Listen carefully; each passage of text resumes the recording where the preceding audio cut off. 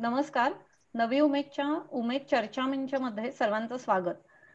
आजच्या झूम चर्चेचा विषय आहे होम स्कूलिंगची उपयुक्तता. करोनाचा काळ हा सर्वांसाठीच परीक्षा बघणारा आहे आणि यावेळी तर असं झालंय की मुलांची शाळेत जाणाऱ्या मुलांची परीक्षा जरी झाली नाही त्या त्या इयत्तांची, तरी सुद्धा आता ऑनलाईनचा जो काळ आहे, ऑनलाईन शाळा सुरू झाल्या आहेत, त्यातूनही मुलांची परीक्षाच बघितली जाते आणि मुलांसोबत पालकांची परीक्षा बघितली जाते. तर हे सगळं बघूनच आणि रोजची पालकांची म्हणजे माझ्या मुली आहेत दोघी, त्या दोघी मुलींच्या शाळेतल्या पालकांच्या तक्रारी किंवा बाकी पालकांची पण नाराजी बघितली ऑनलाईन स्कूलिंग संदर्भात. तर त्याच्यावरूनच असं मनात विषय आला, की ऑनलाईन शिक्षण हे जरी थोडे दिवसांसाठी असेल, कदाचित येत्या काही एक 3-4 महिन्यांसाठी असेल, पण ह्याला पर्याय म्हणून होम स्कूलिंग होऊ शकतं का? असा विचार मनात आला आणि म्हणून ही आजची चर्चा ठरवली आहे. तर आजच्या चर्चेतल्या पाहुण्यांची मी थोडक्यात ओळख करून देते. नाशिकहून आज आपल्यासोबत आहेत अभिव्यक्ती मीडिया फॉर डेव्हलपमेंट या संस्थेचे संस्थापक नितीन परांजपे. नितीन परांजपे सरांची अजून एक ओळख म्हणजे त्यांनी त्यांच्या मुलीसाठी होम स्कूलिंग केलेलं आहे. आणि मुंबईहून आहेत गणित शिक्षक शैलेश गोरेगावकर. तसंच होम स्कूलिंग पद्धतीने शिक्षण घेतलेल्या सखी नितीन अनिता या पण आहेत आपल्यासोबत. या चर्चेला सहभागी एक दोघी पालक झालेले आहेत. तर धनश्री चौधरी या गेली 2 वर्ष त्यांच्या मुलाला घरी होम स्कूलिंग करत आहेत. तर त्या त्यांचे अनुभव सांगतील होम स्कूलिंग संदर्भात. आणि साधना आहे, तिची मुलगी आहे, मला वाटतंय 4थी-5वीतली मुलगी आहे तिची. तिनं यावर्षीच होम स्कूलिंग सुरू केलेलं आहे, 3री. ओके. तर त्यामुळे तिला बऱ्याच शंका आहेत, की होम स्कूलिंग कसं करावं, काय आहे? अशा तिच्या काही शंका आहेत. तर तिच्या तेव्हा त्या शंका मांडेल ती किंवा प्रश्न विचारेल या लोकांना. तर चर्चेला सुरू करूया आता. मला पहिल्यांदा नितीन सरांना विचारायला आवडेल, कारण नितीन सरांनी जेव्हा सुरू केलं त्यांच्या मुलीसाठी होम स्कूलिंग, तेव्हा मला वाटतं तो 90चं दशक होतं ते आणि होम स्कूलिंग ही संकल्पना तेव्हा नवीन होती. तर त्यांना का वाटलं होम स्कूलिंग करावं आणि अनुभव कसे होते, शाळांचे अनुभव काही आले का वेगळे? किंवा त्यांनी होम स्कूलिंग सुरू केल्यानंतर त्यांचे स्वतःचे अनुभव, मुलीचे अनुभव हे त्यांनी शेअर करावेत. नितीन सर. हो. 90 नाही, मला असं वाटतं की 2000 सालच्या फर्स्ट ह्याच्यामध्ये आमच्या डोक्यात विचार यायला लागला, कारण का आम्ही एक इंटरनॅशनल नेटवर्कचे मेंबर होतो, जे फॉर्मल स्कूलिंग बद्दल चर्चा करायचे की स्कूलमध्ये टाकून मुलांचं भलं होतं की नाही होत. तर या चर्चेत आम्हाला असं खूप तेव्हा आश्चर्य वाटत होतं की अरे, शाळेच्या बद्दल असं विचार करतायत लोक, म्हणजे काय, काहीतरी म्हणजे वेगळंच काहीतरी विचार करतायत. आणि थोडं असं वाटलं की हे काही खरं नाहीये. पण जसं जसं त्या लोकांबरोबर आम्ही थोडं जास्त इंटरॅक्ट करायला लागलो, तेव्हा असं वाटायला लागलं की बरोबर बोलतायत हे लोक. आणि तेव्हा सखी 6वीत होती आणि एक युनेस्कोचा एक सेमिनार होता, तो जॉर्डनला होता. आणि तो पूर्ण 3 दिवसाचा ह्याच्याच वरती होता की फॉर्मल स्कूलिंगचं फ्युचर काय आणि त्याला ऑल्टरनेटिव्ह काय. तर आम्ही गेलो होतो. आम्ही त्यांना लिहिलं की आमची मुलगी आहे, तर तिला आम्हाला आणायचं आहे. तर ते म्हणाले घेऊन या तिला. आणि मग तिकडे सखीने सगळ्यांबरोबर इंटरॅक्ट केलं आणि बरेच प्रश्न विचारले आणि बऱ्याच खूप चर्चा झाल्या वेगळ्या वेगळ्या ऍस्पेक्टच्या, कॉम्पिटिशन बद्दल, ब्रेन बद्दल.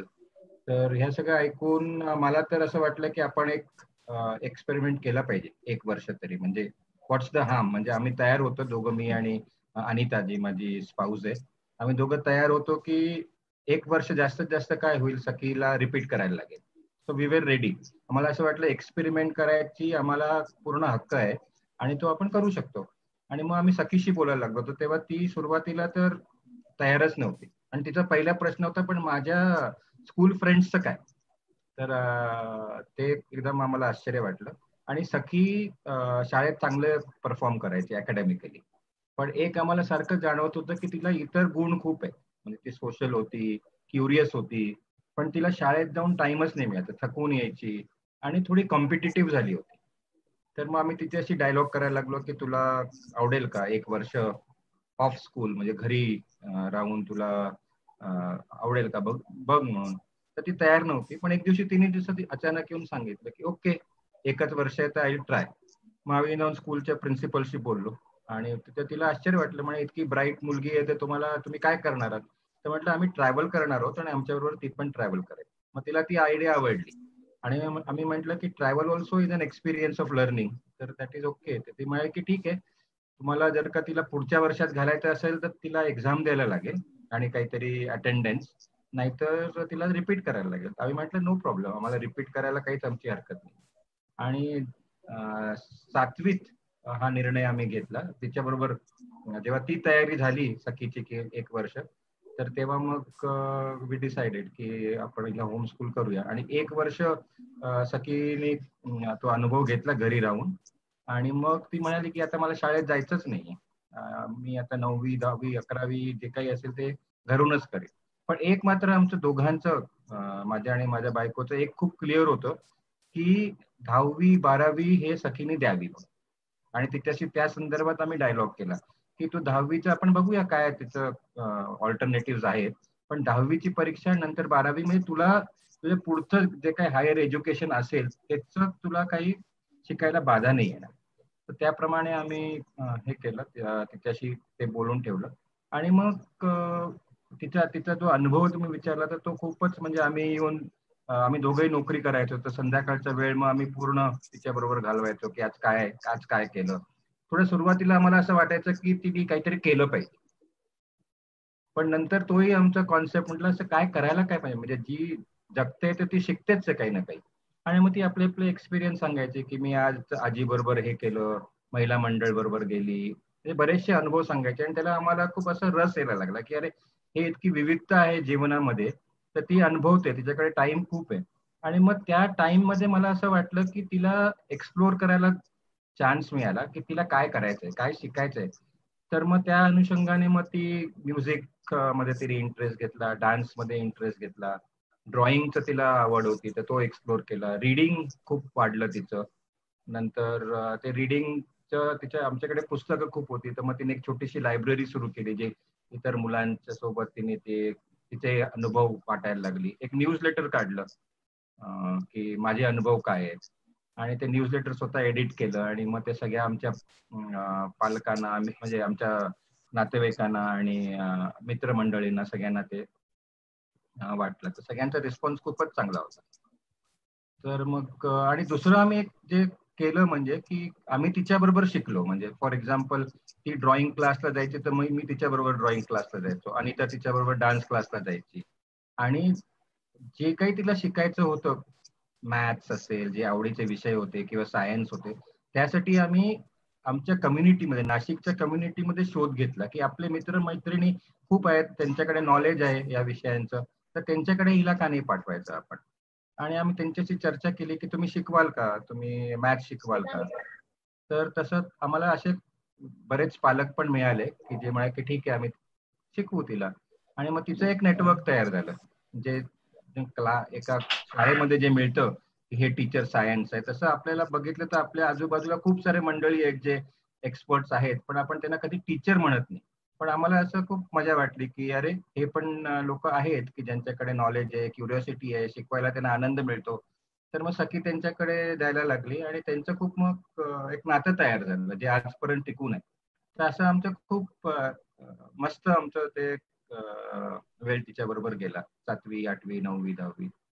आणि मग 10वी साठी मग आम्ही एक्सप्लोर केलं तर NIOS चा पर्याय जो गव्हर्नमेंटचाच होता, म्हणजे national institute of open schooling. आणि त्याचं सिलेबस बघितलं तर खूप सुंदर सिलेबस आहे आणि त्याच्यामध्ये चॉईसेस होते, म्हणजे मॅथ्स घेऊन तुम्ही जॉग्राफी पण घेऊ शकत होता. तर असं तर सखीला लँग्वेज मध्ये इंटरेस्ट होता तर ते तिने चूज केलं. आणि मग NIOS ची परीक्षेसाठी तयारी केली, म्हणजे आणि ते पण एकदम असं काही टेन्शन न घेता की अरे आता मला एक्झाम आहे. इनफॅक्ट NIOS ची पुस्तकच आम्हाला फेब्रुवारीमध्ये आली आणि एप्रिलमध्ये एक्झाम होती.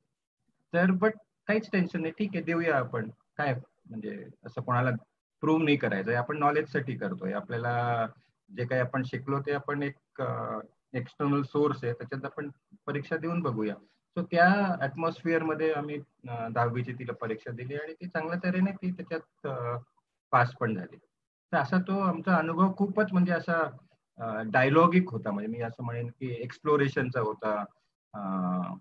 तर मग त्याच्यात आम्हाला आमची पण खूप जसं मला माझ्या ड्रॉइंगचं खूप लहानपणापासून इच्छा होती, तर माझं ड्रॉइंग खूप इम्प्रूव्ह झालं.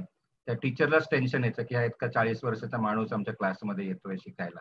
तर पण मी त्या छोट्या छोट्या मुलांबरोबर मी पण शिकायचो, गंमत करायचो. तर असे खूप मजेत म्हणजे गेली. म्हणजे असं आम्हाला कधी वाटलंच नाही की जे शाळेचं एक टेन्शन असायचं ना, तसं काही नाही, एकदम आरामात वेळ गेला. आणि माझ्या आई वडिलांचं खूप त्याच्यात कॉन्ट्रीब्युशन आहे, कारण का दिवसभर ती त्यांच्याकडे असायची. मग माझ्या आई बरोबर सखी एकदम रमी पण खेळायची, आणि तिच्या महिला मंडळात पण जायची, तिच्या बरोबर फिरायची, एक्सप्लोर करायची. आणि आमचं कसं थोडं आम्ही आमच्याकडे देव वगैरे असे काही नव्हते, आणि आम्ही काही असं पूजा पाठ वगैरे आमच्याकडे काही आमच्या घरात नव्हतं. आणि माझ्या वडिलांकडे ते वेगळे राहायचे, तर त्यांच्याकडे सगळं होतं. पण मग सखीवरती त्याचं कधी असं म्हणजे कॉन्फ्लिक्ट निर्माण नाही झाला, की अरे तुम्ही म्हणताय की असं काही करायचं नाही, पूजा पाठ वगैरे करायचं नाही, तिकडे तर सगळं असं आहे. तर ते तिकडे पण एन्जॉय करायची, आमच्याकडे आले की त्याच्याबद्दल काही पण म्हणजे ते विषय पण कधी आम्हाला नाही वाटत की असा आला होता. कधीतरी देवाबद्दलचा विषय जरूर चर्चा झाली असेल, पण असं ते कॉन्फ्लिक्टिंग नव्हतं. म्हणजे इट वॉज ऑल डायलॉग, आणि आम्ही तिला सोडलो होतं की तू ठरव तुला काय करायचंय. ऑफकोर्स तिचे पण काही ग्रोईंग अप इश्यूज असतील, ते आपण तिच्याकडून ऐकूया. पण आम्हाला तिचं हे growing up from an awkward child to असं कॉन्फिडंट चाइल्ड, हे आम्हाला बघता आलं. आणि ते मला असं वाटतं की खूप असं सगळ्यांचं त्याच्यात कॉन्ट्रीब्युशन आहे. आमचं आहे, माझ्या आई वडिलांचं आहे, नंतर नाशिकच्या मग खूप मंडळींचं आहे, अभिव्यक्तीचं आहे. ती अभिव्यक्तीमध्ये यायची आणि तिकडे लोकांशी इंटरॅक्ट करायची, त्यांना काही पाहिजे असेल तर मदत करायची छोट्या छोट्या प्रोजेक्ट्समध्ये. तर असं आमच्याकडे खूप लोक यायची, कार्यकर्ते मंडळी आमच्याकडे मुक्कामाला असायची. तर मग त्यांच्याबरोबर सखीचं एक फ्रेंडशिप झाली. तर त्यांचे वेगळे वेगळे विषय, म्हणजे असं एकच असं लिमिटेड जग नव्हतं, म्हणजे एक असं खूप सारं ब्रॉडर मी म्हणेन की एक एक्सपोज ती झाली. सोशल कल्चरल पॉलिटिकल फील्डला ती एक्सपोज झाली लहानपणापासून. म्हणजे एकीकडे मेधा पाटकर सारखी महिला पण तिच्या काय म्हणतात होरायझन मध्ये होती, आणि एक लहान गावामध्ये काम करणारा कार्यकर्ता पण यायचा, इंटरॅक्ट करायचा. तर असं विविधता. आणि तिने आणि माझ्या आईचं जे वेगळं एक जग होतं आई वडिलांचं, तिकडे पण म्हणजे तिचं एक तितक्याच आनंदाने ती रमायची. असं मला असं वाटतं, असं तिचं एक विश्व होतं. ओके. पण आता 2000 सालात तुम्ही म्हणालात सुरू केलं, तर नाशिकमध्ये पण असे काही होम स्कूलिंग करणारे होते अजून? म्हणजे त्यांच्याशी ओळख होऊन काही तुम्ही एकत्र येऊन काही केलं किंवा असं काही मुलांसाठी असं काही झालं का? नाशिकमध्ये किंवा असे होम स्कूलर नव्हते. हं. एक जरूर आम्ही ऐकलं होतं की एकाने शाळेचा काहीतरी त्याला वाईट अनुभव होता म्हणून त्यांनी सोडलं होतं, आणि पण त्यांच्याशी आमचं कधी इंटरॅक्शन नाही झालं. पण बाहेर नाशिकच्या बाहेर खूप, म्हणजे पुण्याला होते मंडळी, उदयपूरला आमचे एक फ्रेंड्स आहेत जे शिक्षांतर नावाची संस्था चालवतात, आणि तो स्वतः मनीष जैन युनेस्को सोडून आला होता तो तिकडे, आणि त्याची मुलगी तर कधीच शाळेत नाही गेलेली. तर आता तर ते एक नेटवर्क जरूर होतं जे सारखं मग स्वपदगामी म्हणून नेटवर्क आहे, म्हणजे आपला तुम्ही मार्ग तुम्ही शोधा. तर स्वपदगामी नेटवर्क होतं. मग त्याच्यात खूप लोक भेटायची, आपले आपले अनुभव शेअर करायचे. सखीला तिकडे खूप मोठं व्यासपीठ मिळालं हं. की जे तिने तिकडे व्यक्त ती झाली. आणि आमचं एक मी आणि मनीष जैन आणि अनिता आणि आम्ही असं काही मित्रांनी मिळून एक इन्फॉर्मल नेटवर्क सुरू झालंय केलंय. ते आता खूप मोठं झालंय. त्याला त्याला लर्निंग सोसायटीज अनकॉन्फरन्स म्हणतो. दरवर्षी त्याची मीटिंग होते, आणि आम्ही सुरुवातीला उदयपूरला 2002 साली घेतली होती. तेव्हा एक 70-80 लोक होते. आज त्याला जवळजवळ 1000 लोक अटेंड करतात, आणि त्याच्यात असे विविध विषयांवरती, म्हणजे तुम्हाला जे जे जीवनात एक्सप्लोर करायचं आहे, म्हणजे काही बंधनं न ठेवता, म्हणजे even what is money, what are relationships, death म्हणजे काय, अशापासून फ्रेंडशिप, लव्ह, असे खूप सारे विषय त्या या 5 दिवसाच्या कॉन्फरन्समध्ये लोक, आणि काही काय म्हणतात त्याला फॉर्मल सेशन नाही, सगळं ओपन. तुम्ही ठरवा तुम्हाला काय शिकायचंय, काय डिस्कस करायचंय. सो इट्स अन एक्सपिरियन्स, म्हणजे असं काहीच बंधनकारक नाहीये की बाबा 5 एक्सपर्ट येऊन बोलतायत आणि 700-800 लोक ऐकतायत. Everyone is an expert, everyone is a learner. अशा हिशोबाने ते लर्निंग सोसायटीचं चालतं. तर त्याच्यात सखीने पण खूप शिकली, खूप कॉन्ट्रीब्युट केलं. तर असं तिचं फील्ड असं वाढत गेलं. ते खूप चांगलं होतं. तर असं आम्हाला वेगळे वेगळे लोक भेटले, म्हणजे महाराष्ट्रीयन पण भेटले आणि इंडियन्स पण भेटले आणि इंटरनॅशनली पण खूप लोक सखीच्या आणि आमच्या जीवनात आले. तर त्याच्यामुळे आम्हाला पण खूप शिकायला मिळालं. ओके. फक्त आता तुम्ही मगाशी म्हणालात तुम्ही नोकरी करत होतात, मिसेसही नोकरी करत होत्या. तर जो मुलांना वेळ म्हणजे आता शाळेचे 5-6 तास मुलांचे गेलेले असतात आणि मुलं अशा वेळात आपल्याला सकाळी आणि संध्याकाळी भेटतात फक्त. तर तुमच्या ह्याच्यात पण तुम्ही नोकरी करत होतात त्यामुळे तिची भेटायची तुमची आणि तिची वेळ तीच होती, की सकाळी ती तुम्हाला भेटणार किंवा संध्याकाळी ते भेटणार. तर तो वेळ तुम्ही कसा एकमेकांबरोबर क्वालिटी टाईम किंवा कसा तो युटिलाइज करायचा? आणि ह्या वेळात जे पालकांचं असतं, की मॅथ्स यायला हवं, सायन्स यायला हवं किंवा बाकी विषय यायला हवेत. तर असे शालेय कुठले विषय शिकवायचे किंवा असं काही होतं का डोक्यात किंवा तसे प्रयत्न केले का मग? नाही, इनफॅक्ट आम्ही काहीच असं फॉर्मली मॅथ्स किंवा सायन्स शिकवलं नाही. पण क्वालिटी टाइम आम्ही खूप म्हणजे पाळला. आणि असं नव्हतं, काही असं फिक्स्ड नव्हतं. ती अभिव्यक्तीत पण यायची खूप दिवस. म्हणजे लहानपणापासून तिला ती सवय होती. तर दिवसभर आई वडिलांकडे असली तरी असं आम्हाला नाही वाटत की आम्ही तिच्यावर टाइम घालवण्यात काही मिस केलं असेल. ऑफकोर्स ती सांगू शकते. पण मग जेव्हा आम्ही भेटायचो संध्याकाळी, तिला घरी घेऊन यायचो, तर मग तो वेळ आम्ही एकदम चांगल्या तऱ्हेने एकत्र कुकिंग करणं. आमच्याकडे कोणी मेड सारखी कॉन्सेप्ट नाही, आम्हीच सगळी कामं करतो. मग त्याच्यात ती पण कामं करायची. म्हणजे असं आम्ही कधी अरे ही कशी काम करेल असं नाही. तिला मग ते म्हणजे असं नॅचरली जसं आहे ना तसं आम्ही एक्सप्लोर केलं. आणि शाळेचे कुठलेही विषय आम्ही नाही शिकवले, पण शाळेच्या बाहेरचे जे जितके विषय आहेत, म्हणजे इव्हन मला असं वाटतं की तिच्या बॉडी बद्दल तिला अवेअरनेस मला असं वाटतं 8-9 वर्षापासूनच तिच्या आईशी माझ्याशी असं बोलून तो झालेला होता. पुस्तकं आम्ही तिला दिली. तर असं तिचं शिकणं जे होतं एक नॅचरली ऑर्गॅनिकली जे काही तिला इंटरेस्ट होता, म्हणजे मला असं वाटतं की तिला वेगळे वेगळे इंटरेस्ट निर्माण झाले. आणि तिची एक चांगली क्वालिटी जी होती, जी मला असं वाटतं की तिला एक चांगली समज होती अबाउट ह्युमन रिलेशनशिप्स. तर ते शाळेतल्या मुलांना असं त्याच्याबद्दल काही असं इम्पॉर्टन्स नाही आहे ना, हे काय वगैरे फ्रेंडशिप म्हणजे काय किंवा इंट्रापर्सनल म्हणजे सेल्फ बद्दलचं असं अवेअरनेस लोक भाव नाही देत किंवा लोक इतकं त्याच्याबद्दल जागृत नसतात. पण सखीचं मला जाणवलं की तिचे मित्रमैत्रिणी खूप होते, त्याचं तिच्याबद्दल तिला येऊन विचारायचे की आम्ही असं करू का, तसं करू का. तर she was a born leader in that way. आणि तर फॉर्मली तर आम्ही काहीच म्हणजे नाही शिकवलं. म्हणजे we left it to her आणि वी ट्रस्टेड हर की जे काही ती शिकते आहे, सो वी बिलीव्ह की ती शिकते. म्हणजे आम्ही काय असं घेऊन बसतो नाही, अरे तुला आता येतंय का मॅथ्स आणि तुला सायन्स येतंय का. इनफॅक्ट तिला सगळ्यात आवडीचा विषय इंग्लिश होता.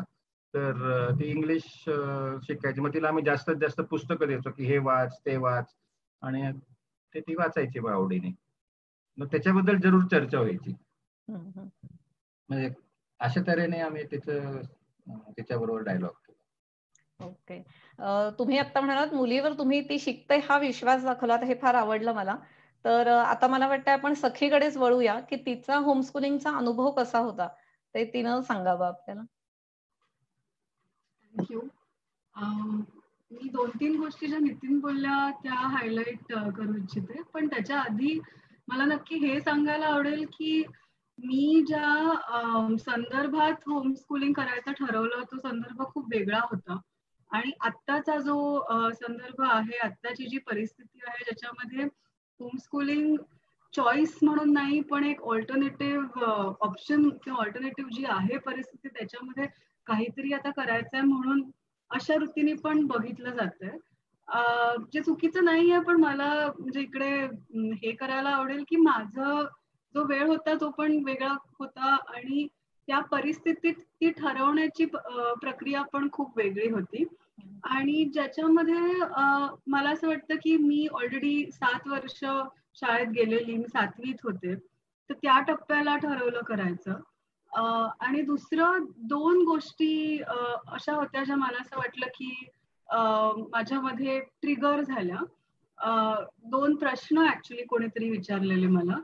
एक तर हा होता की somebody told me की तू शाळेत असं काय शिकतेस ज्याच्यामुळे तुला नंतर आयुष्यात त्या स्किलचा फायदा होणार आहे, म्हणजे जे तू ऑलरेडी शिकली नाहीयेस, म्हणजे मॅथ्स तुम्ही म्हणत होता किंवा सायन्स म्हणत होता, तर बेसिक तुला गणित येत आहेत, बेसिक लिटरसी आहे, बेसिक न्यूमरसी आहे, तर ह्याच्या पलीकडे तू सध्याचे जे विषय शिकते शाळेमध्ये, तर त्याचा नंतर तुझ्या आयुष्यात काय उपयोग होणार आहे तुला.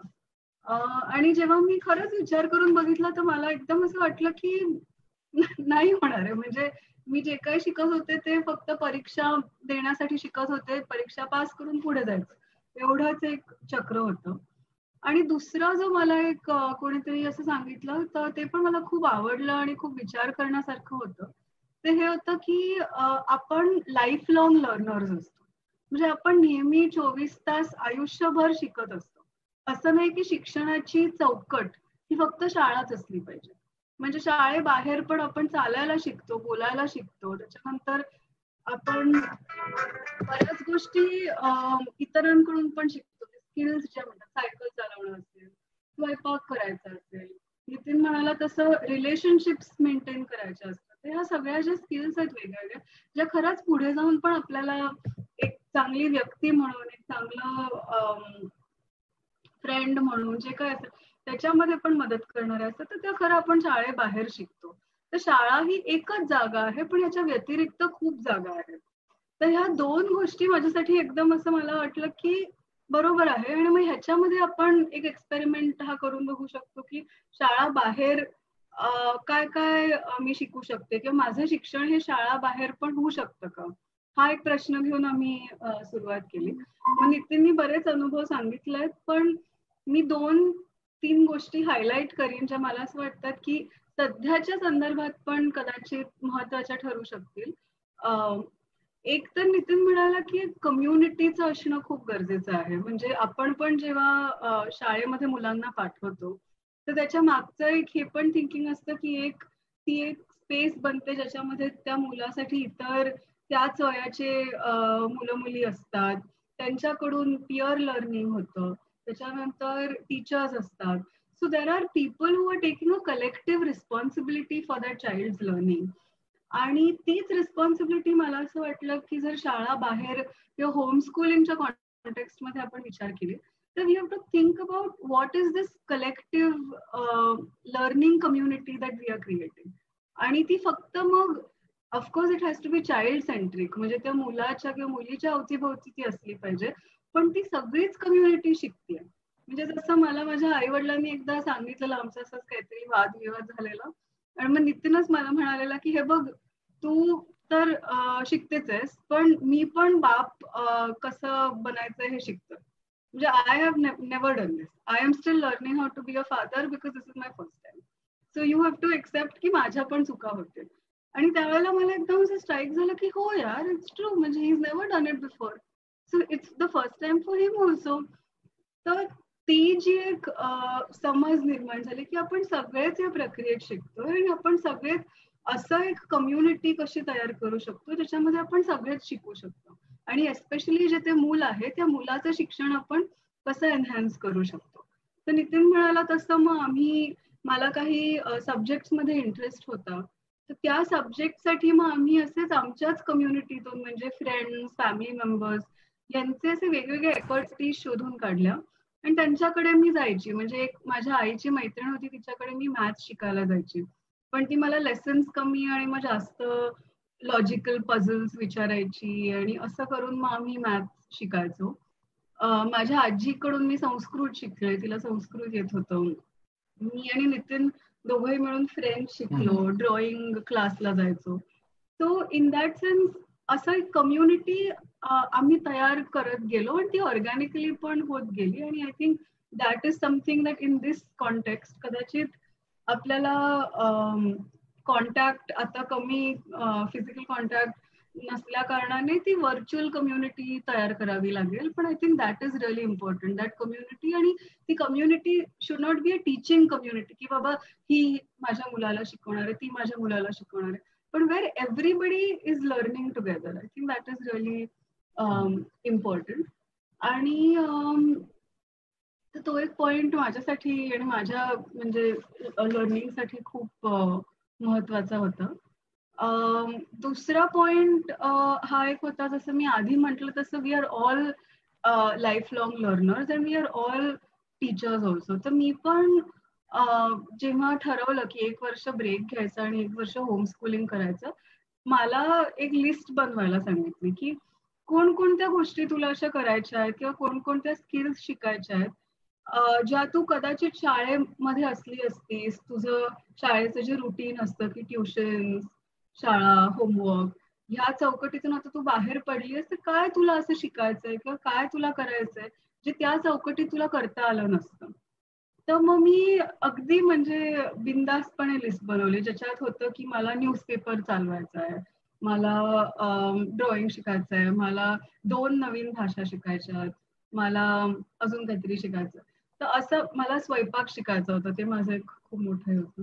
तर मी अशी एक लिस्ट बनवली आणि मग त्या लिस्ट प्रमाणे हळूहळू आम्ही प्रयत्न करत गेलो की कसं मला हे कौशल्य मिळत जातील. तर मला असं वाटतं की त्या पद्धतीने आता आपण ह्या कॉन्टेक्स्ट मध्ये जर होम स्कूलिंग बद्दल बोलतोय, तर ते करणं पण थोडं इंटरेस्टिंग राहील. सो ऑल्सो म्हणजे आपली जी चौकट आहे ना, की शिक्षण हे फक्त ह्या विषयांमध्येच लिमिटेड असलं पाहिजे, की गणित, विज्ञान, भूगोल इत्यादी.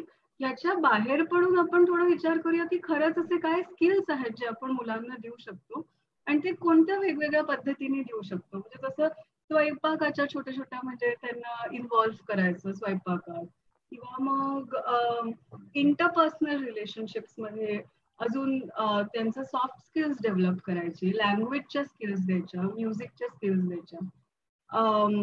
आम्ही एक फ्रेमवर्क वापरलेलं माझ्या होमस्कूलिंगच्या वेळेला, जे जे इट इज कॉल्ड मल्टिपल इंटेलिजन्सेस आणि जे हार्वर्ड गार्डनर म्हणून आहे त्यांनी डेव्हलप केलेलं. तर त्याचं असं म्हणणं आहे की सगळ्यांकडे 7 की 8 वेगवेगळ्या प्रकारचे इंटेलिजन्सेस किंवा बुद्धिमत्ता असतात. तर ते कोणकोणते, तर एक आहे लिंग्विस्टिक, एक आहे लॉजिकल किंवा मॅथमॅटिकल, एक आहे स्पेशियल म्हणजे special awareness, sense of space, एक आहे म्युझिकल, एक आहे किनेस्थेटिक किंवा बॉडीली इंटेलिजन्स, इंटरपर्सनल इंटेलिजन्स एक आहे आणि इंट्रापर्सनल इंटेलिजन्स, स्वतःबद्दलची ओळख, स्वतःबद्दल तुम्ही किती सेल्फ अवेअर आहात, तुम्ही किती स्वतःशी कॉन्टॅक्ट किंवा डायलॉग मध्ये असता, तुमच्या इमोशन्स बद्दल तुम्हाला किती इंटेलिजन्स आहे, आणि फायनली नेचर. असे वेगवेगळ्या प्रकारचे इंटेलिजन्सेस आहेत. तर हे आपण कसे फुलवू शकतो, तर ह्याच्यामध्ये पण आम्ही हा एक फ्रेमवर्क वापरून पण आम्ही थोडं काम केलं. ऑफकोर्स म्हणजे मी खूप बोलली आहे, सो आय स्टॉप हिअर. पण आय एंड बाय सेइंग की मला ही जी संधी मिळाली होमस्कूलिंग करण्याची आणि ती एक चॉईस म्हणून, आणि ज्या चॉईस मध्ये मी स्वतः पण इन्व्हॉल्ड होते, माझी पण ती डिसिजन होती, तर ही I also consider it as a privilege. म्हणजे मला हे पण माहिती आहे की हे सगळ्यांना शक्य नाहीये, कारण आणि जे मला खूप दिवस लागले रिअलाइज व्हायला, पण नक्कीच हे जाणवलं की माझ्याकडे ज्या पद्धतीचं एन्व्हायरमेंट अवेलेबल होतं, आई वडिलांचं एक पर्स्पेक्टिव्ह होतं, त्यांचं एक जग होतं, कदाचित पैशांची सिक्युरिटी होती. तर या सगळ्या गोष्टींमुळे मी होमस्कूलिंग करू शकले. खरं तर बरेच मुलं मुली असे पण आहेत ज्यांच्या आई वडिलांना खरंच कामावरती जायचं असतं आणि त्यांच्याकडे लक्ष देण्याची तितकी त्यांची कपॅसिटीच नसते. रोजच्या म्हणजे काय जेवणाचा प्रश्न असतो. तर त्या कॉन्टेक्स्ट मध्ये शाळा असणं आणि शाळेसारखी जागा असणं त्या मुलाला जायला तिकडे, ही पण खूप गरजेची आहे. So I am not in that sense a full advocate for home schooling. फक्त मला इतकं नक्कीच वाटतं की आपण शाळा आणि शाळेतले विषय ह्या चौकटीतून बाहेर पडून शिक्षण कशा पद्धतीने क्षणोक्षणी शिक्षण होऊ शकतं याचा विचार नक्कीच केला पाहिजे. आणि ही संधी खूप चांगली आपल्याला मिळाली आहे, ज्याच्याने आपण अशा प्रकारचा विचार करू शकतो आता, आणि त्याच्यासाठी मग इंटरेस्टिंग आपल्याकडे पॉसिबिलिटीज निर्माण नक्कीच करू शकतो. थँक्यू. मला एक ऍड करायचं आहे, जे मला वाटतं माझ्याकडून राहिलं, की म्हणजे माझा पण हा अनुभव आहे आणि मला असं वाटतं आपण सगळे लोक फेलियरला खूप घाबरतो. म्हणजे फेलियर हे आपल्याला असं शिकलोय की नाहीच फेल झालं पाहिजे आपण, पण शिकायचं असेल तर failure is part of that journey. तर ते मला खूप लवकर सखीच्या या होम स्कूलिंग मध्ये कळलं. आणि फेलियरला घाबरलं नाही. It was part of the learning process. कारण failure is an experience of learning. तर ते आम्ही जरूर त्याच्यात आमच्या फिलॉसॉफीमध्ये ऍड केलं की इट्स ओके, त्यात काय म्हणजे वी कॅन ट्राय अगेन. किती ट्राय करायचं हे कोणी आपल्याला ठरवू नाही शकत. अरे तू खूप ट्राय केलं. म्हणजे हल्ली मी कॉलेजमध्ये शिकवतो ना, तर खूप मुलं माझ्याकडे येतात की अरे आमचं ब्रेक झालं. म्हटलं चांगलं आहे, दुसरं कोणतरी शोधा, मिळतील, हजारो लोक आहेत. हे एकाच ह्याने काही आपलं आयुष्य संपत नाहीये. तर असं ते मला ते फेलियरचं खूप महत्वाचं वाटतं, कारण का आपण सगळे लोक त्याचे विक्टिम्स आहोत. तर ते जरूर सगळ्यांनी म्हणजे लक्षात ठेवा. ओके. बरोबर आहे सर म्हणतात ते. मला सखीला परत एकदा अजून एक असं विचारायला आवडेल की टीन एज म्हणजे तू 7वीत होतीस, तर टीन एज मध्ये प्रवेश करते होतीस तेव्हा तू. तर टीन एज मध्ये एक असं असतं की मित्रमैत्रिणी आपल्याला खूप लागतात. म्हणजे आणि एक वेळ अशी असते की त्यांच्याशिवाय पान हलत नाही. म्हणजे आई वडिलांनी काही सांगितलं, काही नाही सांगितलं तरी सुद्धा मित्र म्हणतोय ना, मग मैत्रीण म्हणते ना, मग हे बरोबरच आहे. तर त्या एज मध्ये तू होम स्कूलिंग सुरू केलं होतं. मग ही तुला मित्रमैत्रिणींची कमतरता कधी जाणवली किंवा जवळचे मित्र असणं, जवळच्या मैत्रिणी असणं, तर हे कधी घडलं का असं? नक्कीच. म्हणजे एक तर नितीन म्हणाला तसं मी शाळेत खरं मला शाळेत जायला खूप आवडायचं आणि मार्क पण चांगले मिळायचे, मित्रमैत्रिणी पण खूप होते. पण नंतरच्या काळात हे पण झालेलं की तेच माझं विश्व बनून गेलेलं. म्हणजे त्याच्या बाहेर मी क्वचितच असं विचार करायची की अरे इकडे पण शिक्षण होऊ शकतं. मित्रमैत्रिणींचं पण एक ते जग झालेलं. तर नक्कीच जेव्हा शाळा सोडली आणि होमस्कूलिंग करायला लागलो, तेव्हा तो एक चॅलेंज आला की रोज रोजचं जे भेटणं व्हायचं किंवा रोज रोज एक रुटीनली ती एक आपण स्पेस बिल्ड केली असते की अच्छा हा रोज मी माझ्या मित्रमैत्रिणींना जाऊन भेटते, आमचं काहीतरी एक there is a shared sense of space. तर ती नक्कीच कमी झाली. बट आय टूक इट ॲज अ चॅलेंज. म्हणजे मला असं वाटतं की मी ते इन्स्टेड ऑफ फीलिंग की अरे बापरे हे आता मी काय करू, मला बोर होतंय, मला कंटाळा येतो, असं विचार करण्याऐवजी मी म्हटलं की ठीक आहे, आता माझ्याकडे शाळा ही स्पेस नाहीये, पण मी दुसऱ्या मग अशा स्पेसेस कशा तयार करू शकते किंवा दुसरे असे ऑपॉर्च्युनिटीज कशा तयार करू शकते जेणेकरून मी माझ्या मित्रमैत्रिणींना भेटू शकीन आणि त्यांच्यासोबत इंटरॅक्ट करू शकीन. तर आय स्टार्टेड आणि I think that was also the time जेव्हा थोडंफार इंटरनेट येत होतं, थोडंफार डिजिटल टेक्नॉलॉजीशी जवळीक वाढत होती आमची. इतकी पण वाढली नव्हती, पण थोडीशी होती. तर आम्ही मी आणि माझ्या मित्रमैत्रिणींनी मिळून एक टीनेज फिल्म क्लब सुरू केलेला. तर आम्ही दर 2 आठवड्यातून एकदा भेटायचो आणि एक कोणता तरी असा पिक्चर बघायचो जो मुलांसाठी किंवा कमिंग ऑफ एज ज्याला म्हणतात त्या जॉनर मधले पिक्चर बघायचो. तरुण वयातल्या लोकांसाठीचे चित्रपट. आणि मग त्याच्यावरती चर्चा करायचो की काय झालं या चित्रपटात, what are some of the lessons we can learn. आणि खूप मजा यायची. मग माझ्या मित्रमैत्रिणी अजून त्यांच्या मित्रमैत्रिणींना घेऊन यायचे. तर असं मग आमचा एक छोटासा ग्रुप बनलेला. तर ते थोडं रुटीन माझ्या आयुष्यात निर्माण झालं. दुसरं असे मग अजून काय काय मी बरेच असे ऍक्टिव्हिटीज सुरू केलेल्या. लायब्ररी हा म्हणाला तसं.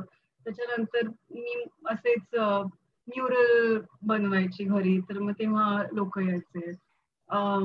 तिसरं जे होतं ते नितीननी थोडा त्याचा उल्लेख केला की एक स्वपथगामी नेटवर्क म्हणून पूर्ण इंडियामध्ये कसं नेटवर्क आहे अशा लोकांचं, फॅमिलीज असतील, तरुण मुलं मुली असतील, ज्यांनी शाळा, कॉलेज, युनिव्हर्सिटी ह्या व्यतिरिक्त स्वतःच्या शिक्षणाचा एक वेगळा मार्ग किंवा पथ शोधून काढला आहे किंवा शोधून काढतायत. तर अशा लोकांचं एक नेटवर्क बांधलेलं. तर त्यांच्या मग खूप नेहमी मीटिंग्स व्हायच्या मधून मधून, वर्कशॉप्स व्हायचे त्यांचे. तर त्याच्यामध्ये मग मी पार्टिसिपेट करायला लागले. 1-2 महिन्यातून एकदा कुठेतरी एक वर्कशॉप व्हायचा. मग फिल्म मेकिंग वरती असायचं, कबाड से जुगाड, ज्वेलरी मेकिंग वरती असायचं, बिझनेस स्वतःचा म्हणजे सेल्फ ऑन्टरप्रिनरशिप वरती एक होतं. तर असे मग ते वेगवेगळे अटेंड केले. त्याच्यामुळे मला असं वाटलं की ती जी एक पियर आपल्याला जी एक शाळा आयडेंटिटी देते ना, की आपल्याच वयोगटातल्या मुलांच्या एका क्लासरूम मध्ये आपण इंटरॅक्ट करतो, विच इज नाईस. ऑफकोर्स ती एक इंटरॅक्शन डेव्हलप होते. पण मला असं वाटलं की home schooling give me the opportunity to look beyond that peer group. म्हणजे मी मग वेगवेगळ्या म्हणजे माझ्या वयाच्या मित्रमैत्रिणींशी इंटरॅक्ट करण्याच्या संधी तर मी शोधायचेच किंवा तयार करायचेच, पण एक इंटर जनरेशनल फ्रेंडशिप्स पण अनुभवू शकले. म्हणजे वेगवेगळ्या वयातल्या लोकांशी भेटून बोलून त्यांच्याशी इंटरॅक्ट करायचा मला चान्स मिळाला बिकॉज ऑफ दिस स्वपदगामी network. So I think that was also very interesting. म्हणजे in a way I missed out the teenage phase in school. पण मला एक वेगळा ग्रुप मिळाला, एक वेगळी कम्युनिटी मिळाली.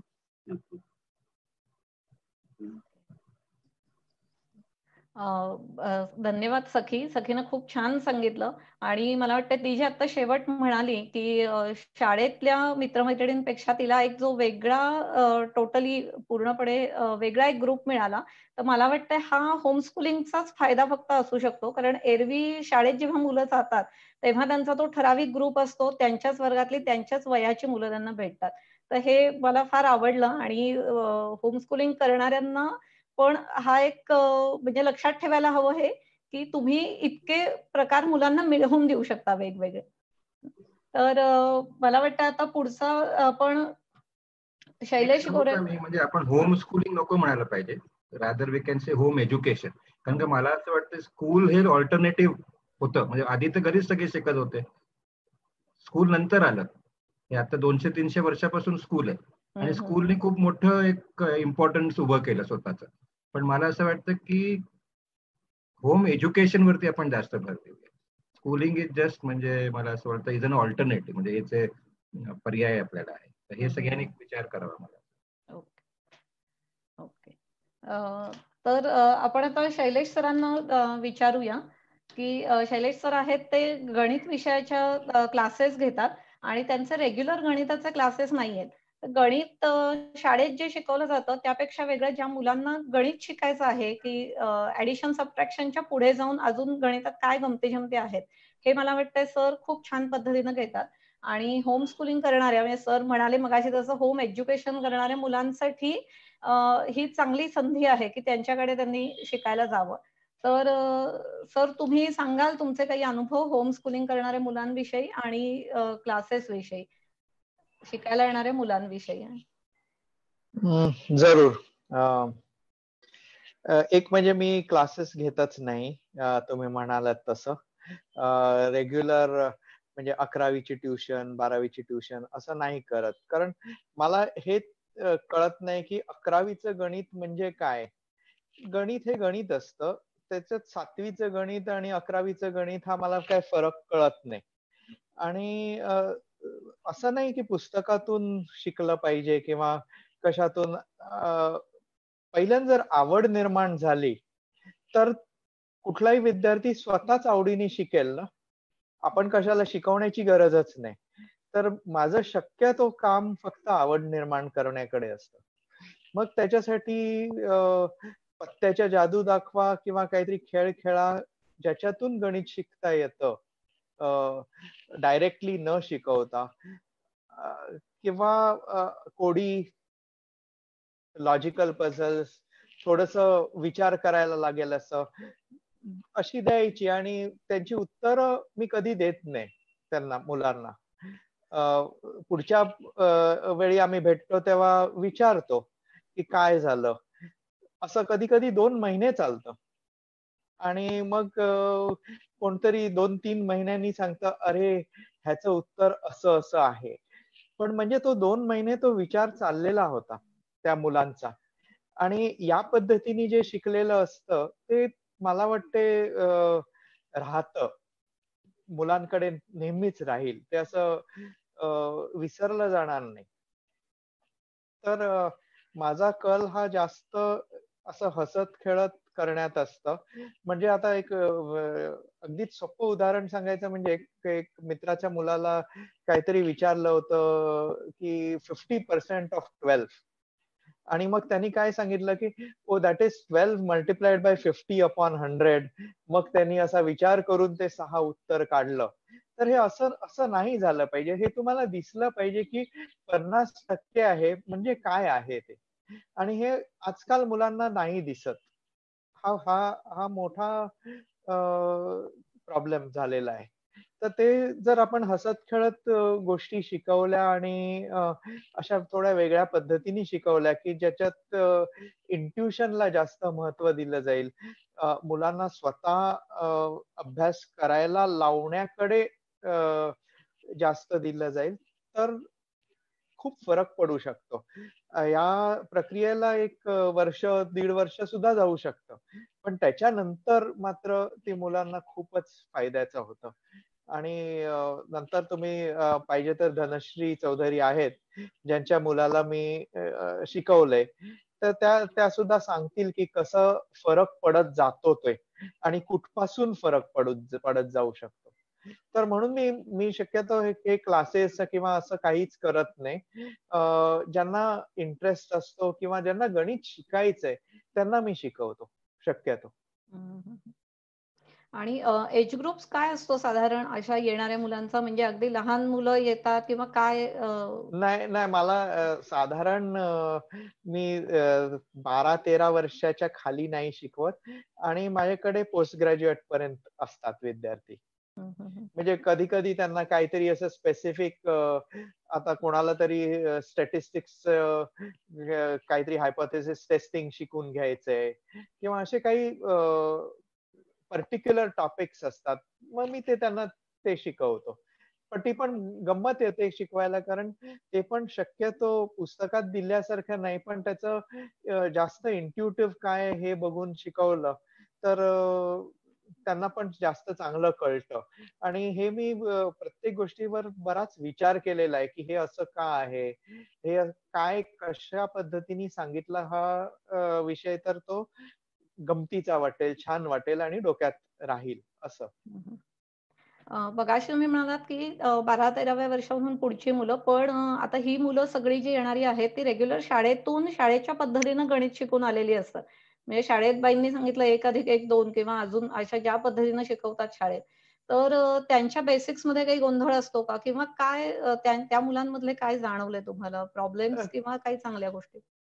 काय काय होतं ना, मी पहिले शक्यतो 3-4 महिने फक्त आम्ही कोडी वगैरेच करतो. आणि किंवा काही पत्त्याचे गमती वगैरे अशा सगळ्या गोष्टी करतो. तर त्यामुळे ती मुलं पण हळू-हळू आपलीशी होतात.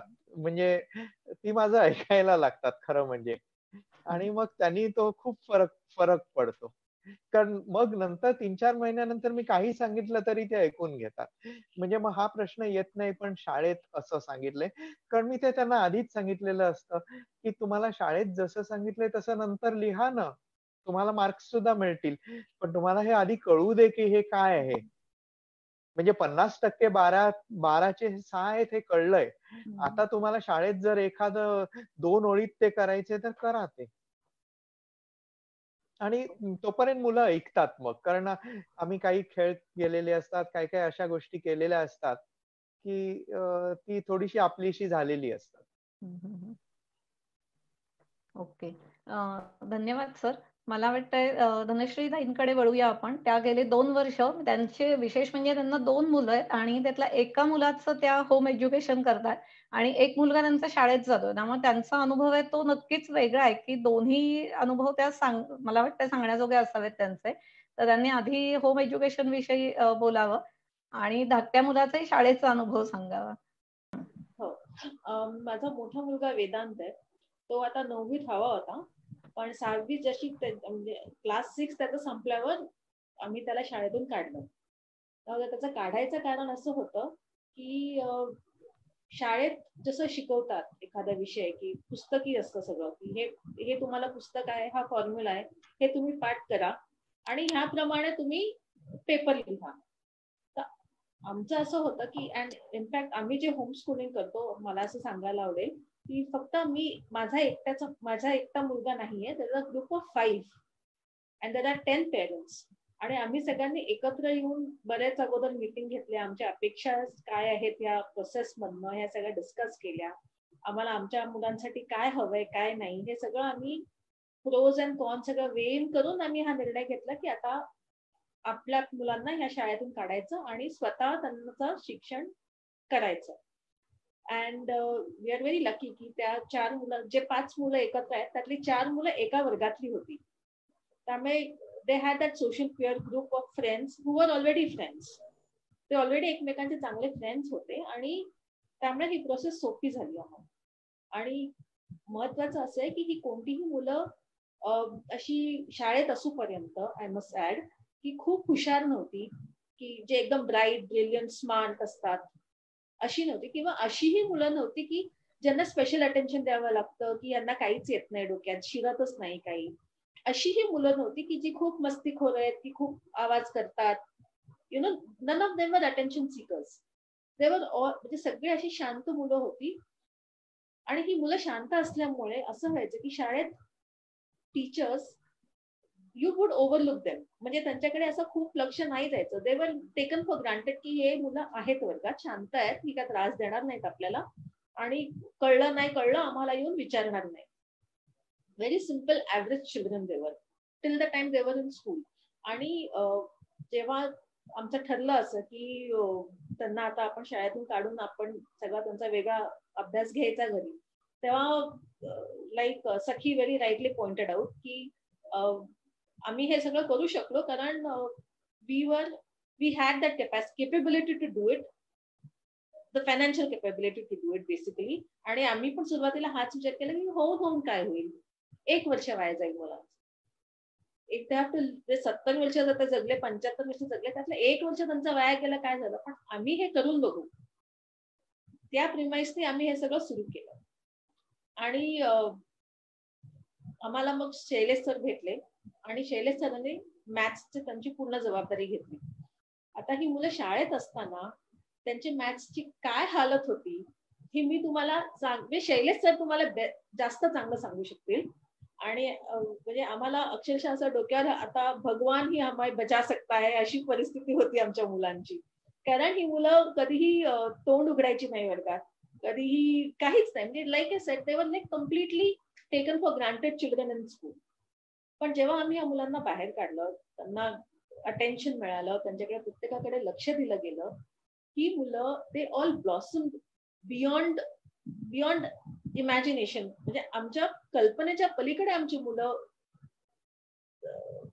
एकदम, म्हणजे I can't tell you what, they have all grown and they have like all really gone beyond our imagination. खूप चांगली ही मुलं, एक म्हणजे प्रत्येकाच्या मुलांची त्यांच्याकडे ती स्किल्स होती, पण त्यांना ती संधी मिळाली नव्हती की ते बाहेर ते स्किल्स सगळे त्यांचे बाहेर येईल, किंवा नर्चर झाले नव्हते ती मुलं. ते नर्चर झाल्यामुळे ती मुलं खूप they came out of their shells, they became confident, त्यांचा कॉन्फिडन्स खूप वाढला, त्यांचा बघायचा दृष्टिकोन पर्स्पेक्टिव्ह एक खूप वेगळा झाला सगळ्या बाबतीत. आणि we are very lucky also की आम्हाला असे सर मिळाले who took the patience, who had the patience to take them through it and us through the whole process. आणि माझ्या मोठ्या मुलाला तर खूपच त्याचा फायदा झाला, पण माझा दुसरा मुलगा जो आहे तो त्याच्या 2 वर्षांहून लहान आहे. His needs are different. तो पण खूप हुशार आहे, म्हणजे खूप हुशार आहे, म्हणजे तो शाळेत खूप बोलतो, त्यामुळे तो सारखा टीचरच्या नजरेत येत असतो. He is forever jabbering away. आणि आता त्याचं असं झालंय की माझा मोठा मुलगा येता जाता त्याला जे शिकवत असतो त्याच्यामुळे त्याला तो एक फायदा खूप होतोय. त्यामुळे I must say I am getting the best of both worlds. And it is only possible कारण it was a decision we took at the right time. म्हणजे या मुलांनी स्कूलिंग पण एक्सपिरियन्स केलं, पण आणि आता जो त्यांचं आहे सगळं वातावरण, आता त्यांचं तो होम स्कूलिंग जे आहे ते ऑनलाईनच चालू आहे सगळं. And we are very happy we took the decision at the right time. आता तुम्ही म्हणालात की तुमचा एक 5 जणांचा ग्रुप आहे, म्हणजे 5 मुलं आणि 10 पॅरेंट्स. तर काय पद्धतीनं म्हणजे मुलांना शिकवता किंवा काय करता ह्या ग्रुप थ्रू तुम्ही? पहिले 2 वर्ष आमची जी आता कंप्लीट झाली आहेत, त्याच्यात वी आर व्हेरी लकी की all the mothers are stay at home mothers. That makes a lot of difference. कारण खूप नाहीतर प्रेशर येतं की आता most of them come from nuclear families, त्यामुळे there is no support system. पण आम्ही की पेरेंट्सला काय करायचंय, काय कुठे जायचंय यायचंय, पण बिकॉज आम्ही एक 5 जणांचा ग्रुप असल्यामुळे आम्ही एकमेकींचा सपोर्ट सिस्टम होतो for these children. So we are able to take turns and be there for the children. So one parent or 2 parents are always there with the children. त्याच्यामुळे the burden एवढा एका parent वर येत नाही. That is a system we have evolved, and we are evolving in the every day as it grows. We are also learning and growing with the children. That whole process is a very dynamic process. म्हणजे आम्ही एक ठरवतो आणि करताना जेव्हा पुढे जायला लागतो तेव्हा कळतं की अरे असं नाही होऊ शकत. त्यामुळे ते कोर्स करेक्शन होतात आणि आमच्या आयडियाज आम्हाला चेंज करायला लागतात. आमच्या मुलांचे जे केपेबिलिटी आम्हाला दिसते त्याच्याप्रमाणे आमचे lots of changes we have to make to what we are doing. ह्याचा फायदा असा आहे की म्हणजे आता आरेची खूप मोठी केस हायकोर्टात चालू होती बॉम्बेची. आम्ही आमची सगळी मुलं घेऊन ते आरेची मॅटर अटेंड करू शकलो. मुलांनी स्वतः तिकडे ते गेले त्या कोर्टात, ते attended that matter in the court. They were able to see their curiosity was awakened की हे काय चाललंय, का असं होतंय. मग ते सगळं जेव्हा त्यांनी ते कोर्टातली प्रोसेस बघितली तेव्हा लॉ काय आहे, हाऊ इज इट अप्लिकेबल, आणि how is the environment being affected, and what is the government taking this policy, and how is the lawyer arguing, and what are the जजेस स्टँड. ह्या सगळ्यामध्ये जे त्यांचं एक नॉलेज वाढलं किंवा एक एम्पथी असते आपल्या एन्व्हायरमेंट बद्दल, ती एक त्यांच्यामध्ये जी जागृत झाली. That would not have been possible if the children were in school. किंवा लिटरेचर फेस्टिवल्स होतात आज मुंबईत एवढे, आम्हाला तर माहिती पण नव्हतं की बिकॉज वेळच नसायचा किंवा या मुलांना घेऊन जाण्याची कधी संधीच मिळाली नाही. पण आता मुलं पण आता थोडी मोठी झाली आहेत, त्यामुळे त्या लिटरेचर फेस्टिवल्सला किंवा अशा कोणत्याही ठिकाणी आम्ही त्यांना घेऊन जाऊ शकतो सगळ्यांना. We are able to expand their thinking. ह्या सगळ्याचा त्या मुलांना खूप अनुभव होतोय आणि फरक दिसतोय त्या मुलांमध्ये, आम्हाला कळतोय. प्रत्येक मुलाची जी केपेबिलिटी आहे ती एक्सप्लोर होते. काही सगळ्या मुलांमध्ये इंडिव्हिज्युअल इतक्या वेगवेगळे टॅलेंट्स आहेत जे आम्ही प्रत्येक मुलासाठी नर्चर करू शकतो किंवा we are trying to get each child what they need based on their capability, their talent. So this is what we were trying to do. Frankly, left to me alone, I may have never taken this decision. But because of this whole support and everything came together, we are able to do it. Okay. मगाशी तुम्ही म्हणालात की online सध्या मुलांचा online अभ्यास चालू आहे, तर हा कसा घेता? म्हणजे काय ऑनलाईन काय असतात प्रकार, काय सुरू आहे?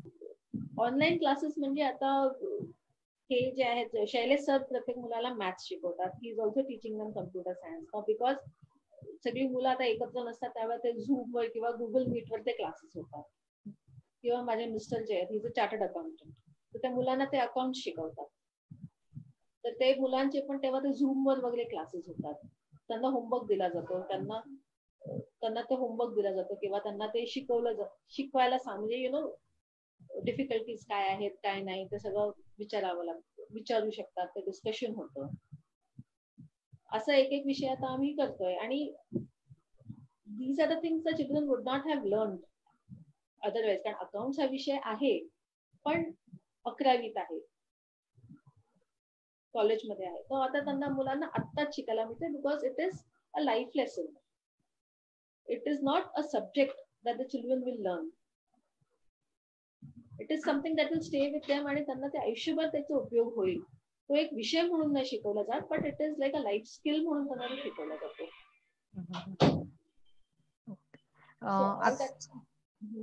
हा बोला बोला.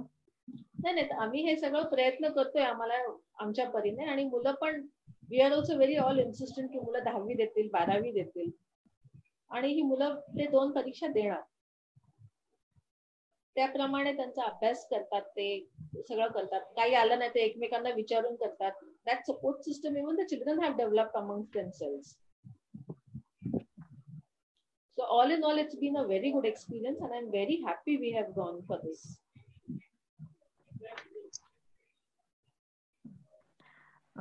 ओके, मला वाटतंय धनश्री त्यांनी पण खूप छान त्यांच्या मुलांविषयी सांगितलं आहे. पण मला एक विचारायचं राहिलं अजून, की जेव्हा तुम्ही शाळेतून काढलत मुलाला, की आता घरून अभ्यास करायचा, तेव्हा रिस्पॉन्स या 5 मुलांचा किंवा तुमच्या मुलाचा कसा होता, वेदांतचा रिस्पॉन्स?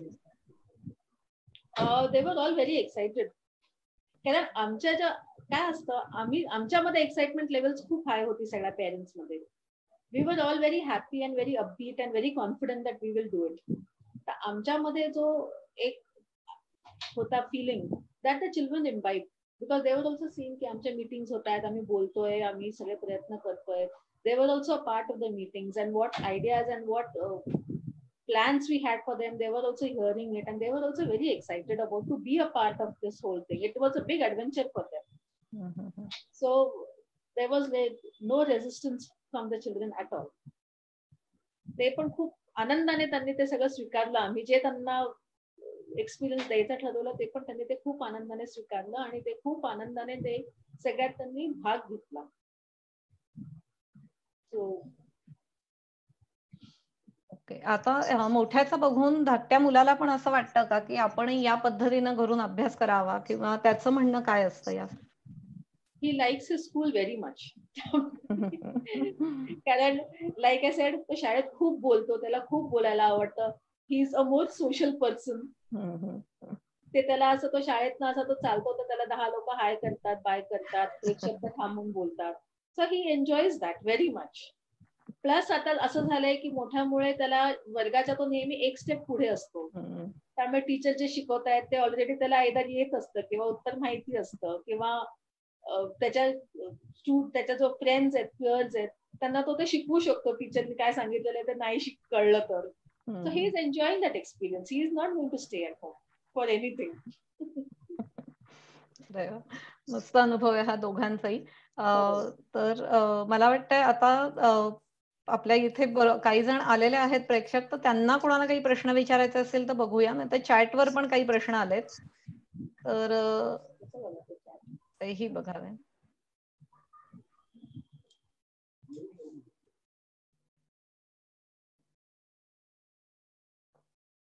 ह्याचं उत्तर तर मला वाटतंय मग अशी सखीनं पण आपल्याला दिलं, की मुलांच्या मित्रमैत्रिणींसोबतच्या इंटरॅक्शनचं काय म्हणून. तर मला वाटतंय सखीसाठी हे आलेलं आहे. अजून एक हेमंत सरांनी प्रश्न विचारलाय सखीसाठी, की तू हे करत असताना मित्रमंडळींची प्रतिक्रिया काय होती? बरेच जण, म्हणजे 2 प्रकारच्या प्रतिक्रिया होत्या. एक गट असा होता जे थोडे म्हणजे ज्यांना जेलस वाटत होतं, आणि त्यांना असं वाटत होतं की माझे आई वडील खूपच भारी आहेत, कारण त्यांनी मला असं करून दिलं, आणि शाळेत जावं नाही लागणार, अभ्यास करावा नाही लागणार. हा एक गट नक्कीच होता. आणि दुसरा जो गट होता ते थोडे त्यांना वाईट वाटत होतं, आणि त्यांना थोडं असं पण वाटत होतं की तू इतकी चांगली विद्यार्थिनी आहेस, का सोडली शाळा, तुझ्या करिअरचं काय.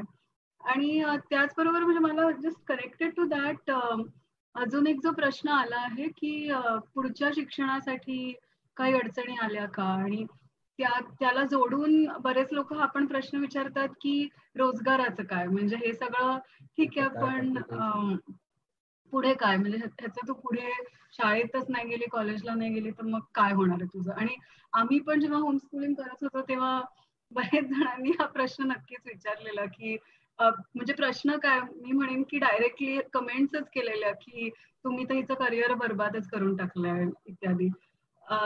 तर हे होतं. तर ह्याला उत्तर म्हणजे मला असं वाटतं की एकतर 10वी आणि 12वी जसं धनश्री मॅडम पण म्हणाल्या, ह्या परीक्षा मी पण दिल्या, आणि मला असं वाटतं ते देण्यासाठी एक इन्क्लुझिव्ह ॲटमॉस्फिअर असलं पाहिजे अशा मुलांसाठी पण जे होमस्कूलिंग करतात. आणि आपल्या देशामध्ये ते आहे NIOS ह्या इन्स्टिट्यूशनमुळे. So NIOS national institute of open schooling अशी एक ओपन स्कूल आहे, ज्याच्यामुळे आपण तिथे एनरोल केलं तर तुम्ही शाळेत न जाता पण 10वी आणि 12वीच्या परीक्षा देऊ शकतात आणि तुमच्या आवडीच्या विषयांमध्ये पण देऊ शकतात. म्हणजे त्यांच्याकडे सगळे विषय आहेत, सायन्सेस आहेत, आर्ट्स आहेत, ह्युमॅनिटीज आहेत, कॉमर्सचे विषय आहेत आणि दोन्ही 10वी आणि 12वीच्या लेवल्सना आहेत. तर ते नक्कीच देऊ शकतात आणि त्यांचे जे पुस्तकं असतात ते पण खूप छान असतात, म्हणजे सेल्फ स्टडी साठीच तयार केलेली पुस्तकं असतात अर्थात. तर म्हणून ते वाचायला सोपी असतात आणि generally it is a well काय म्हणतात चांगल्या प्रकारे विकसित केलेलं आणि इन्क्लुझिव्ह असा करिक्युलम आहे तो. म्हणून ती जर मला असं वाटतं तो जर प्रोग्रेस मुलांना करायचा असेल तर तिकडे त्यांना होम स्कूलिंगमुळे काही बाधा नाही आली पाहिजे किंवा काही असं थांबवलं नाही गेलं पाहिजे तिकडे, हे नक्कीच मला वाटतं. पण त्याबरोबर मला हे पण वाटतं की फक्त कॉलेजमध्ये जाऊन तुम्हाला नोकऱ्या मिळतात असं नाहीये. म्हणजे इनफॅक्ट आपल्याकडे अनेक असे प्रोफेशन्स आहेत, अनेक कला आहेत, अनेक प्रकारची कामं आहेत ज्याच्यासाठी आपल्याला डिग्री घेण्याची आवश्यकता नाही. म्हणजे including being a prime minister, you don't really need a degree for these things. There are many things like that. तर म्हणून मला असं वाटतं की मुलांचं कौशल्य कोणत्या गोष्टी डेव्हलप होत आहे, त्यांना रुची कोणत्या गोष्टी, कोणत्या कलेमध्ये वाटते आहे, तर ती डेव्हलप जास्त करावी आणि शाळा मग एक त्याच्यामध्ये बंधन किंवा त्याच्यामध्ये रिस्ट्रिक्शन किंवा ऑब्स्टिकल नाही आलं पाहिजे. पण खूपदा आम्ही पण ज्या मुलांना भेटतो तेव्हा हेच ऐकतो की अच्छा नाही हे स्पोर्ट्स मध्ये खूप चांगली आहे पण 10वीचं काय 12वीचं काय असं. त्यांना त्या गोष्टींमध्ये इंटरेस्ट आहे तर ती आणि तुमच्याकडे जर तशा प्रकारच्या कपॅसिटीज आहेत ते परस्यू करायला तर खरंच करू द्यावी, हा माझी इच्छा आहे, माझं मत आहे. पण त्याचबरोबर मी म्हटलं तसं की होम स्कूलिंग करून करिअर बरबाद होतं असं अजिबात नाही. म्हणजे तुम्ही नक्कीच जर तुम्हाला कॉलेजला जायचं असेल तर तुम्ही जाऊ शकता. मी पण 10वी 12वीच्या परीक्षा दिल्या, त्याच्यानंतर मी एक वेगळ्या प्रकारचा कॉलेज अनुभव घेतला. पण त्याच्यानंतर मी खरं इग्नू म्हणजे इंदिरा गांधी ओपन युनिव्हर्सिटी नावाची जी आपली नॅशनल ओपन युनिव्हर्सिटी आहे तिथून मी माझी बॅचलर्स डिग्री कंप्लीट केली. ती पण पूर्णपणे डिस्टन्स लर्निंग आहे. आणि त्याच्यानंतर मी Tata institute of social sciences मध्ये शिकले मुंबईला. त्याच्यानंतर मी लंडन स्कूल ऑफ इकॉनॉमिक्सला लंडनला जाऊन शिकले. तर आणि आता मी एक PhD करते आहे, ते पण शिक्षणात म्हणजे एज्युकेशन मध्येच PhD करते आहे from the university of London. म्हणजे सोआस नावाची त्यांची जी school of oriental and African studies आहे तिथून मी PhD करते. तर हे सगळं सांगण्याच्या मागचं हेच आहे की खूप लोकांना वाटतं की अरे होम स्कूलिंग करणारी मुलगी तर PhD करते आहे, तर तो एक असा पण so all I want to say is that it is possible. म्हणजे तुम्हाला ती दिशा जर पकडायची असेल तर home schooling is not going to stop you, पण it will definitely open up a whole vista of other professional आणि वोकेशनल पॉसिबिलिटीज ज्या तुम्ही कदाचित शाळेच्या एक चौकटीत आपल्याला नाही दिसत बरेचदा. मला फक्त एक सांगायचं आहे की जे प्रश्न कॉलेजचा आहे ना, म्हणजे NIOS तुम्हाला सर्टिफिकेट देते आणि इव्हन कॉलेजला पत्र देते की यांना ऍडमिशन द्यावी. म्हणजे खूप लोकांना असं वाटतं की NIOS केलं तर कॉलेजमध्ये ऍडमिशन मिळेल का, तर आम्हाला तर असं काही अडचण नाही आली आणि तिला कुठेही ऍडमिशनसाठी काही प्रॉब्लेम नाही आला. इव्हन NIOS नसेल तर तुम्ही 10च्या बाहेरून पण तुम्ही देऊ शकता, दुसरं बोर्ड आहे तिकडून तुम्ही देऊ शकता. तर असं त्याच्यासाठी काही इश्यूज नाही आहेत असं मला वाटतं. जसं सखी म्हणाली की तुम्हाला जर काही इंटरेस्टिंग काही विषय मिळाला आणि ते तुम्हाला परस्यू करायचं असेल तर मग NIOS सारखी चांगली संधी आहे की ते तुम्हाला असं रोजच्या रोज शाळेत जाण्याची काही गरज नाही. ओके. अजून एक प्रश्न आलेला होता तर तो मी वाचून दाखवते.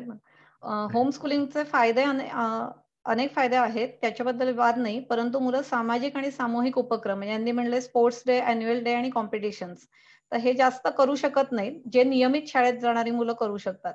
तर याचा मुलांच्या सामाजिक विकासावर काही परिणाम होत नाही का, हा प्रश्न मला वाटतंय उन्मेष पै यांनी पाठवला आहे. तर मला वाटतं सखी किंवा धनुश्री मॅडम तुम्ही दोघी म्हणजे मला वाटतं सांगू शकाल.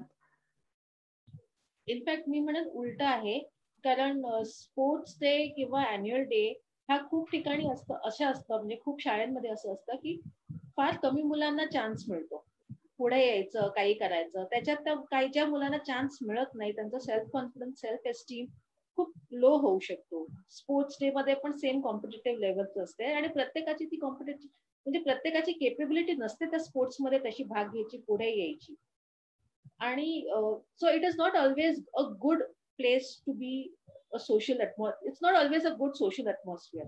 ऑन द कॉन्ट्ररी हे जे होम स्कूलिंगची जी मुलं असतात त्यांना मी बरेच म्हणजे आता आम्ही तरी 5चा ग्रुपमध्ये आहेत पण आय हॅव मेट अशी मी खूप मुलं भेटली आहे जे इव्हन सिंगली करतात. परांजपे साहेबांनी जसं केलं तसं सिंगल पणे करतात.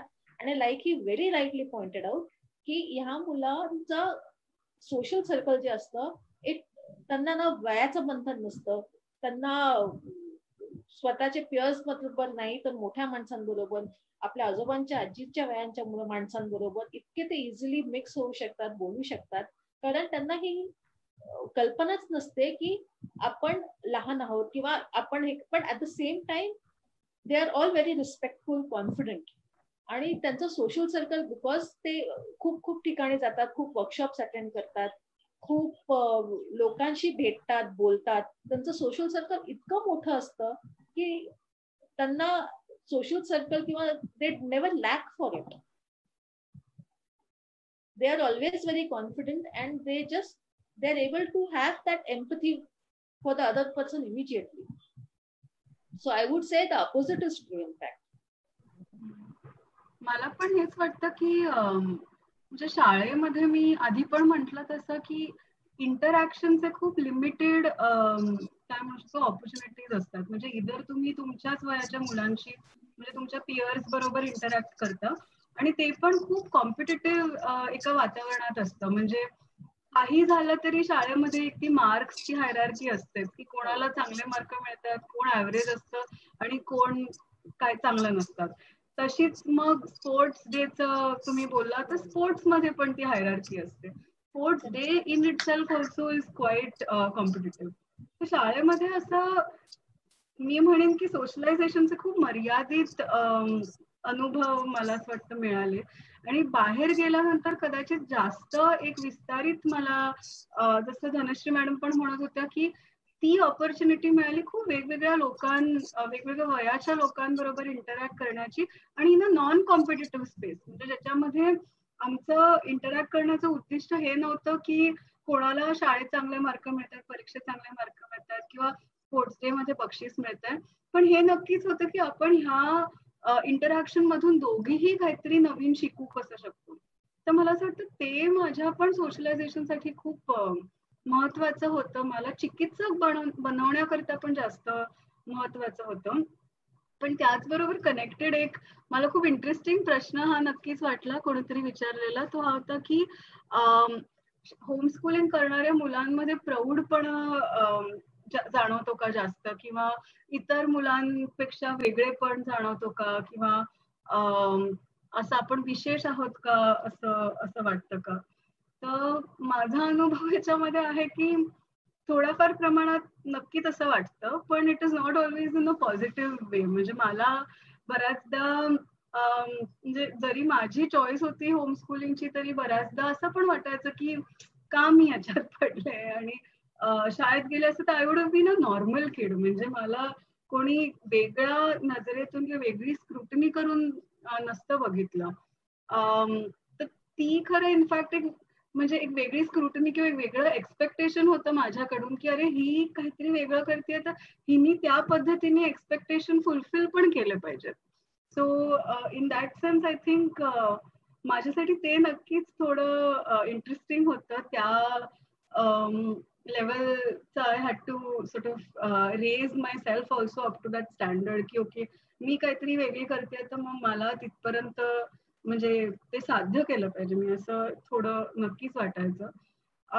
सो आय डोंट म्हणजे ऑफकोर्स असणारच आहे विशेष पण कारण काहीतरी वेगळं करतो आहे तर पण it is not always in a good way for the child. म्हणजे कधी कधी ते त्याच्यावरती स्क्रुटिनी त्याच्यावरती अपेक्षा पण जास्त होऊ शकतात. सध्याचं वातावरण वेगळं आहे, सध्याचा संदर्भ वेगळा आहे, तर कदाचित त्या प्रकारचं नसेल. म्हणजे आता होमस्कूलिंग सगळेच करतायत किंवा सगळेच ही पॉसिबिलिटी डिस्कस करतायत, तर कदाचित एक वेगळं एक्सेप्टन्स पण येईल होमस्कूलिंगला असं मला वाटतंय. आणि अशी मी आशा पण करते. त्याच्यामधून कशा प्रकारची मुलं तयार होतील हे जाणून घ्यायला मी पण खूप उत्सुक आहे. फेसबुकवरून अजून एक प्रश्न आलेला आहे सुनील डिंगणकर त्यांचा, की 10वीची परीक्षा द्यायची असेल तर कधीपासून अभ्यास सुरू करतात? मी तर सॉरी बोला बोला. मी नितीननी म्हटलं तसं सो NIOSचं हे आहे की तुम्ही रजिस्टर केल्यानंतर, आता कदाचित बदल असेल तर मला माहित नाही, की मला 10 वर्षाहून जास्त झाली आहेत, पण रजिस्टर केल्यानंतर 2 वर्षानंतर तुम्ही 2 वर्षांच्या आत तुम्ही परीक्षा देऊ शकता 10वीची आणि आय थिंक 12वीची पण.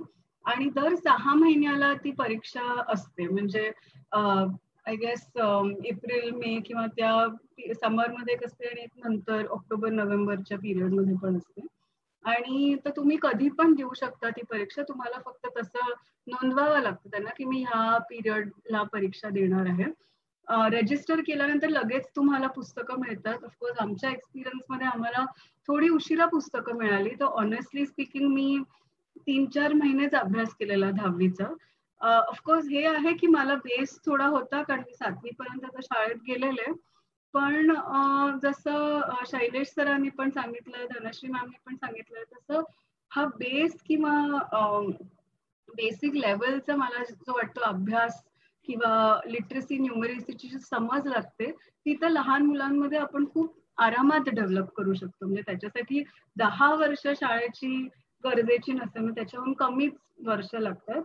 आणि त्याच्यानंतरचा जो अभ्यास असतो तो मला तरी असं वाटतं की 1 वर्षात मुलांना पुस्तकं मिळाली तर ते आरामात तो अभ्यास करू शकतात, प्रोव्हाइडेड की ती कम्युनिटी आणि पालक पण तितकेच त्या अभ्यासात इंटरेस्ट आणि हे घेतलं असले तर.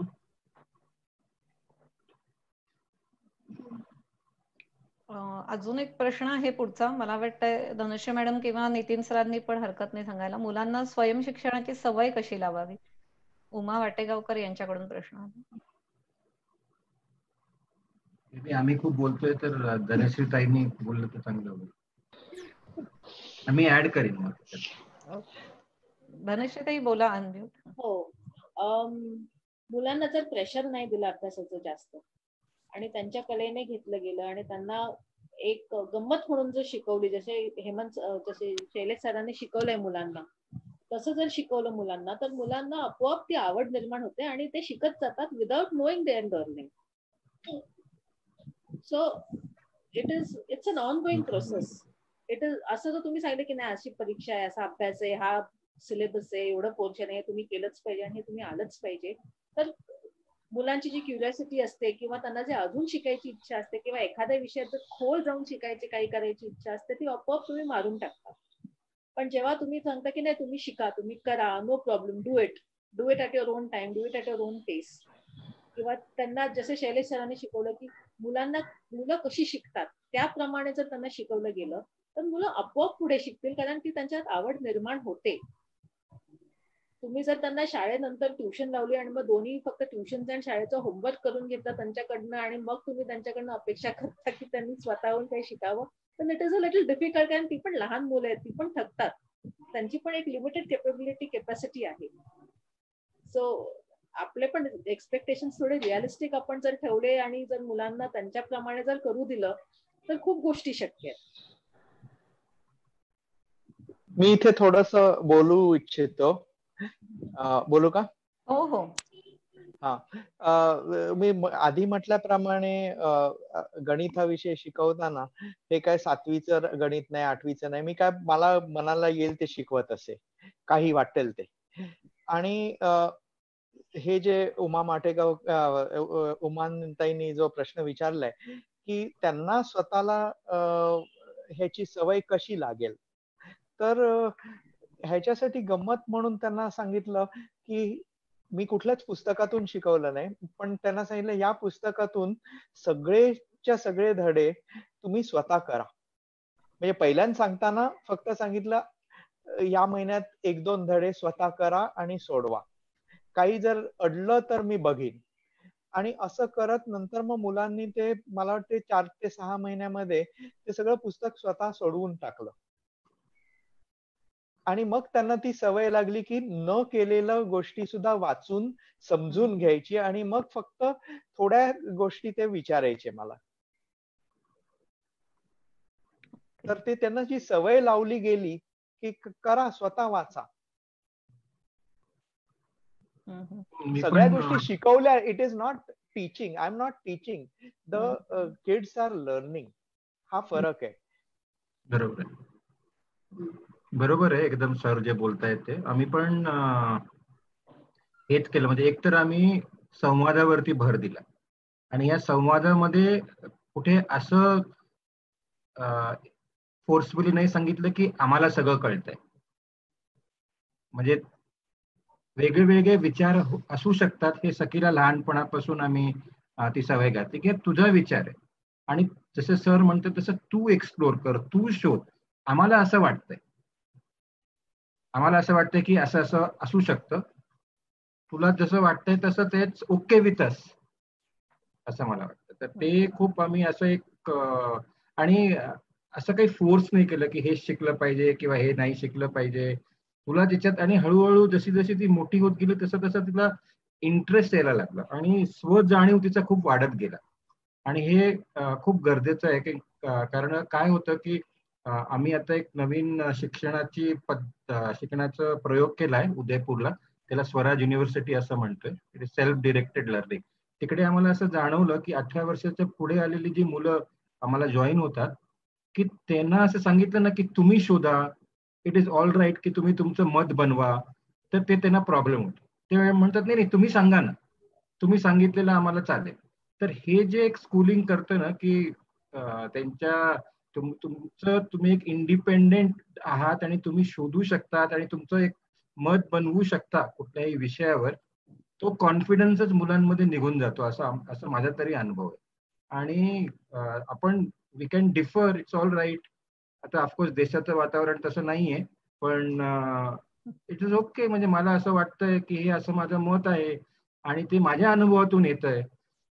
शाळेत किंवा असं सोसायटी करते की एका पद्धतीने की हे असंच आहे, तर त्याच्यामुळे लोक असे बिलीव्स बनवून घेतात जे एकदम रिजिड होऊन जातात आणि मग त्यांना दुसऱ्यांचं मत काही वेगळं असेल तर ते खूप त्यांना त्रास होतो. वादविवाद तुम्ही फेसबुकवर बघितलं तर इतकं लोक त्यांच्या डिफरन्सेस इतकं पर्सनलाइज करून घेतात आणि शिवाय गाळ्यावरतीच उतरतात. तर मला असं वाटतं की आम्ही सखी बरोबर तिच्या जे काही तिची ग्रोथ होती त्यामुळे तू तुझं ओपिनियन्स बनव, तू तुझं ठरव, तुझं अनुभव घे, अनुभवाने तू तुझं शिक, असं आम्ही. आणि we were okay with it असं दोघंही. तर हे आम्ही केलं. आणि तिथं स्वराज युनिव्हर्सिटीमध्ये आमचं हेच आहे की तुम्ही शोधा. त्यांना आम्ही म्हणतो, स्टुडंट म्हणत नाही, तर तुम्ही शोधा आणि तुम्ही स्वतःचं मत बनवा आणि तुमच्यामध्ये एक विश्वास तयार करा की हे तुम्ही दुसऱ्यांना सांगू शकता की हे माझं मत आहे, माझ्या अनुभवावरून आहे. एखाद वेळेस ते कमी जास्त असेल ते आम्ही डायलॉग करून शिकू शकतो, पण तुम्ही ऍटलिस्ट तुमचं मत बनवा, तुम्ही स्टँड घ्या. तर हे मला असं वाटतं खूप हे क्रिटिकलनेस आणण्यासाठी खूप मेहनत घ्यायला लागेल असं मला वाटतं. आणि एज्युकेशननी हे खूप कमी करून टाकलेलं आहे. अजून 1-2 प्रश्न आहेत, मला वाटतं ते पण सखीने बघायला हवेत.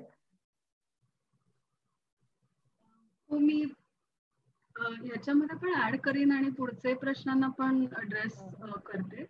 मला असं वाटतं की अवघड होतं नक्कीच सुरुवातीला. म्हणजे शिक्षण स्वतःच्या हाती घेणं हा कॉन्सेप्टच मुळी खूप मला असं वाटतं की रॅडिकल होता. कारण आपण सगळेच म्हणजे पालक असू दे, मुलं असू दे, काय होऊन जातं ना की शाळा जर आहे एक एंटिटी जी एज्युकेशन नावाची एक सर्व्हिस प्रोव्हाइड करते, तर आपलं असं होऊन जातं की अच्छा तिकडे जाऊन आपण काहीतरी नक्कीच शिकणार आहोत. आणि त्याला जेव्हा ब्रेक पडते आणि जेव्हा आपल्याला रिअलाइज होतं की नाही, शिक्षण माझ्या हातात आहे, म्हणजे मी काय शिकणार आहे, कधी शिकणार आहे, कसं शिकणार आहे, कोणाकडून शिकणार आहे, हे जेव्हा माझ्या हातात आहे, तर तेव्हा सडनली रिस्पॉन्सिबिलिटी पण माझी आहे ना. म्हणजे फ्री आणि कोणीतरी हा प्रश्न विचारलाच आहे की होमस्कूलिंग मध्ये जास्तीत जास्त शिकण्याचं मोकळं वातावरण असल्यासारखं वाटतं का? तर मला असं कधी कधी वाटतं की त्या मोकळीकतेमध्ये पण, त्या फ्रीडम मध्ये पण एक रिस्पॉन्सिबिलिटी येते, आणि जी रिस्पॉन्सिबिलिटी मुलांना सवय नसते. कारण शाळेमध्ये काय असतं की टीचर सांगते ते शिक्षण, आणि मग तेच आपल्याला परीक्षेद्वारे विचारतात, आणि मग त्याचं आपण बरोबर उत्तर दिलं तर आपण शिकलोय, ही मान्यता असते. तर ही तोडली आणि आपल्याला हे जाणीव झाली की नाही, काय शिकायचं हे मी ठरवणार आहे, तर त्याच्यामध्ये नक्की एकदम भीती वाटते. आणि मला पण खूपदा असं व्हायचं की काय आता मी शिकू, म्हणजे काय करू, किंवा असं पण व्हायचं. आणि ते मोटिवेशन यायला पण वेळ लागायचा. I think punishment is a very easy motivator. म्हणजे जर आपल्याला माहिती असेल की हे नाही केलं तर टीचर रागवणार आहे किंवा आपण फेल होणार आहोत, तर मग आपण लवकर ती गोष्ट करतो. पण ते नसेल तर नक्कीच स्वतःला कसं मोटिवेटेड ठेवायचं, हा एक चॅलेंज असतो. पण माझ्या बाबतीत मग मी काय केलं की एक तर पनिशमेंटच्या ऐवजी रिवॉर्ड मोटिवेटर म्हणून बघितला, की काही समजा मी केलं, छोटीशी काहीतरी गोष्ट अचीव केली, जर मला काहीतरी लिहून काढायचं होतं, ते लिहून काढलं, तर मी स्वतःलाच एक छोटासा काहीतरी रिवॉर्ड द्यायची. म्हणजे काय तर चॉकलेटच खाणार, you know something like that. खूप नका खाऊ, म्हणजे आय एम नॉट ऍडव्होकेटिंग चॉकलेट्स, पण आय एम जस्ट सेइंग की ही एक reward instead of punishment can be a possibility. दुसरं नक्की हे केलं की जे कम्युनिटी ज्याच्याबद्दल मी आधी बोललेली, तर मी असं एक स्वतःसाठीच एक काय त्याला मी म्हटलेलं, लर्निंग कमिटी अशी एक बनवलेली. तर मी असं वेगवेगळ्या लोकांना नेमलेलं. मग त्याच्यामध्ये काही माझ्याच वयाचे म्हणजे मित्रमैत्रिणी होते, काही आई वडिलांच्या वयाचे होते, काही आजी आजोबा म्हणजे त्या वयोगटातले व्यक्ती होते. तर असे वेगवेगळे मी लोक नेमलेले, ज्यांना मी असं सांगितलेलं की तुम्ही मला मोटिवेट करा. म्हणजे तुम्ही मला विचारत जा की सखी तू हे केलंस का, सखी तू हे करणार होती.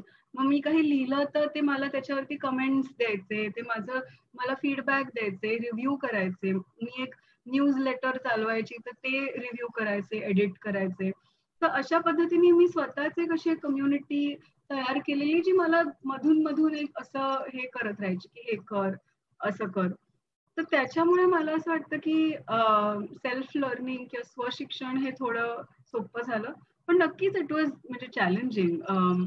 आणि असं हे एक्सपेक्ट करणं की आपली मुलं लगेच करायला लागतील, हे दिस इज ऑल्सो आय थिंक थोडं खूप अम्बिशियस आहे. म्हणजे हळूहळू मुलं त्या प्रक्रियेत लागतील. कधी कधी असे पिरियड्स येतील की नाही काय करणार किंवा प्रोडक्टिव्ह खूप काही नाही करणार, आणि I think that is okay. म्हणजे आपल्याला थोडं ही पण पालक म्हणून हे एक्सेप्ट करावं लागेल की ठीक आहे, म्हणजे जसं नितीन म्हणाला, नाही केलं आज काही, पण yet keep on pushing, keep very constructively, keep on asking questions.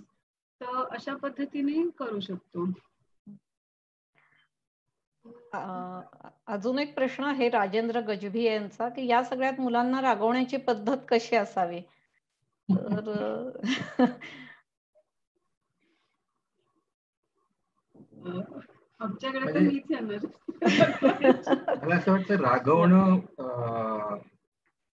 एक राग म्हणजे असं धरला तर असं एक नेगेटिव्ह इमोशन मानला जातो. मला असं वाटतं की इमोशन इज अन इमोशन.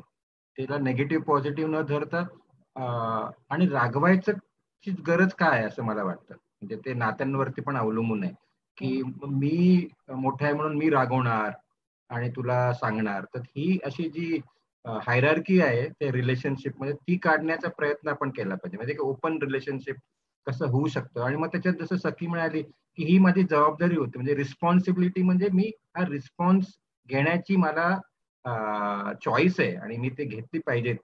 तर मग त्याच्यात काय झालं असं डायलॉग होऊ शकतो, आणि मी नाही झालं तर मग त्याचे कॉन्सिक्वेन्सेस काय हे बघायला शिकवलं पाहिजे. की अरे बघ, तू हे जबाबदारी घेतली होती, केलेली नाहीये तू, तर त्यातून काय तुझं नुकसान होईल. तुझा गोल जर का तुझ्या समोर आहे तर तो एखाद वेळेस नाही शक्य होणार आहे. तर ह्या सगळ्या गोष्टी डायलॉगच्या थ्रू आरामात होऊ शकतात. तर म्हणून नुसतं रागवायलाच पाहिजे असं मला तरी काही वाटत नाही. की तीच एक पद्धत आहे की मुलांना एक शिकवण्याची. त्याला एक खूप सारे ऑल्टरनेटिव्ह आपल्याकडे आहेत, तर ते आपण करू शकतो. आपल्याकडे चॉईस आहे. मला असं वाटतं की हे जे रागवणं असेल, हे खूप असं एकदम प्रायमरी इमोशन्स आहे. मला वाटतं आपल्या ह्युमन बिंग्सला वेगळे चॉईसेस आहेत. म्हणजे कम्पॅशन आहे त्याच्यात, त्याच्यात इम्पथी आहे. तर या सगळ्या गोष्टी पण आपण अनुभव करू शकतो, आणि ते आपल्याला जर का ती सवय केली तर राग खूप आला तर ठीक आहे, वी एक्सेप्ट इट. पण त्याच्या पलीकडे जाऊन आपण आपल्यामध्ये जे हे सगळे कॅपॅसिटीज आहेत की दुसऱ्यांना वेगळ्या नजरेने बघायची, ते आपण एक्सपिरियन्स करू शकतो या प्रोसेसमध्ये. आणि ते होम स्कूलिंग ते आपल्याला एक संधी देते, तसं मुलांबरोबर आपलं नातं कसं आहे. म्हणजे मी पण असा अनुभव घेतला की पालक म्हणून काही काही गोष्टी एम्बॅरेसिंग असतात, तर ते फेस करायचे त्या मुलांसमोर, तर ते मी केला. सांगितलं हे मला नाही माहिती फॉर एक्झाम्पल, किंवा मला हे नाही जमलं आहे. सो हे एक ह्युमनायझिंगची प्रोसेस आहे. मला असं वाटतं to accept yourself as a human being. काही गोष्ट मला येतात एक्सपिरियन्समुळे, काही गोष्ट नाही येते, तर ती मोकळ्या मनाने सांगून ते नातं असं आपण चांगलं करू शकतो पालक आणि मुलांमध्ये. आणि ते आपण सगळ्यांनी करावं. कधी कधी पालकांना खूप पॉवरफुल वाटतं, त्यांची मर्जी चालते, त्यांनी सांगितलेल्या गोष्टी नाही झाल्या तर त्यांना ते आवडत नाही. तर ते मला असं वाटतं की आम्ही केलं की नाही, हे करायची गरज नाहीये. वी कॅन एक्सेप्ट की आपण सगळे या ह्याच्यात आहोत लर्निंगच्या प्रोसेसमध्ये, आणि वी कॅन लर्न टुगेदर. तर हे आम्हाला खूप एन्जॉयबल वाटली ही प्रोसेस. मला वाटतं आता झूमला आपल्या इथे काही जण उपस्थित आहेत, तर काहींना प्रश्न विचारायचे आहेत. हेमंत सर, तुम्हाला बोलायचं होतं. हो, हा, मला बोलायचं व्हिडिओ. आहेच. ही जी अख्खी असा ऐकतो इतका वेळ, हे अतिशय एज्युकेटिव्ह गोष्ट आहे माझ्यासाठी सुद्धा. पण मला थोडी भर अशी घालायची आहे की आपण इकडे दोन पर्यायामध्ये आपण विचार केला, तुलना केली, एक शाळा आणि दुसरं होम स्कूलिंग. एक तिसरा पर्याय जो आहे तो म्हणजे रेसिडेन्शियल स्कूल. त्याच्याबद्दल आपण काहीच बोलू नाही. आता हे मी का म्हणतो, तो माझीच मुलगी एका चांगल्या रेसिडेन्स स्कूलमध्ये शिकली, तर तिथे ती असताना इकडे होम स्कूलिंगचे जे फायदे आहेत त्यातले बहुतेक तिला तिथे मिळाले. म्हणजे तिला खेळायला मिळालं. आता चक्क 12वीला तिच्या केमिस्ट्री, फिजिक्स आणि बरोबर ड्रॉइंग असे विषय तिला घ्यायला मिळाले. तिकडे एकाच वेळेला अतिशय मोकळेपणा, वातावरण मोकळं होतं. असाइनमेंट्स करायच्या म्हणजे तिकडे फिरून करायला लागायच्या. घरी आईवडिलांकडून करून घेणं नव्हतं. लायब्ररीत जाऊन आपल्याला काय वाचायचंय ते आपणच शोधायचं आणि बघायचं, असं सगळं होतं. म्हणजे जबाबदारी घेणं होतं, मोकळेपणा होता, आणि अतिशय वेगळं विचार करण्याला वाव देणारं सगळं वातावरण होतं. तर आता इकडे एक प्रश्न विचारला जातो, उत्तर आलं नाहीये की तिकडचे निगेटिव्ह पॉइंट्स काय, व्हॉट डिड यू मिस किंवा काय.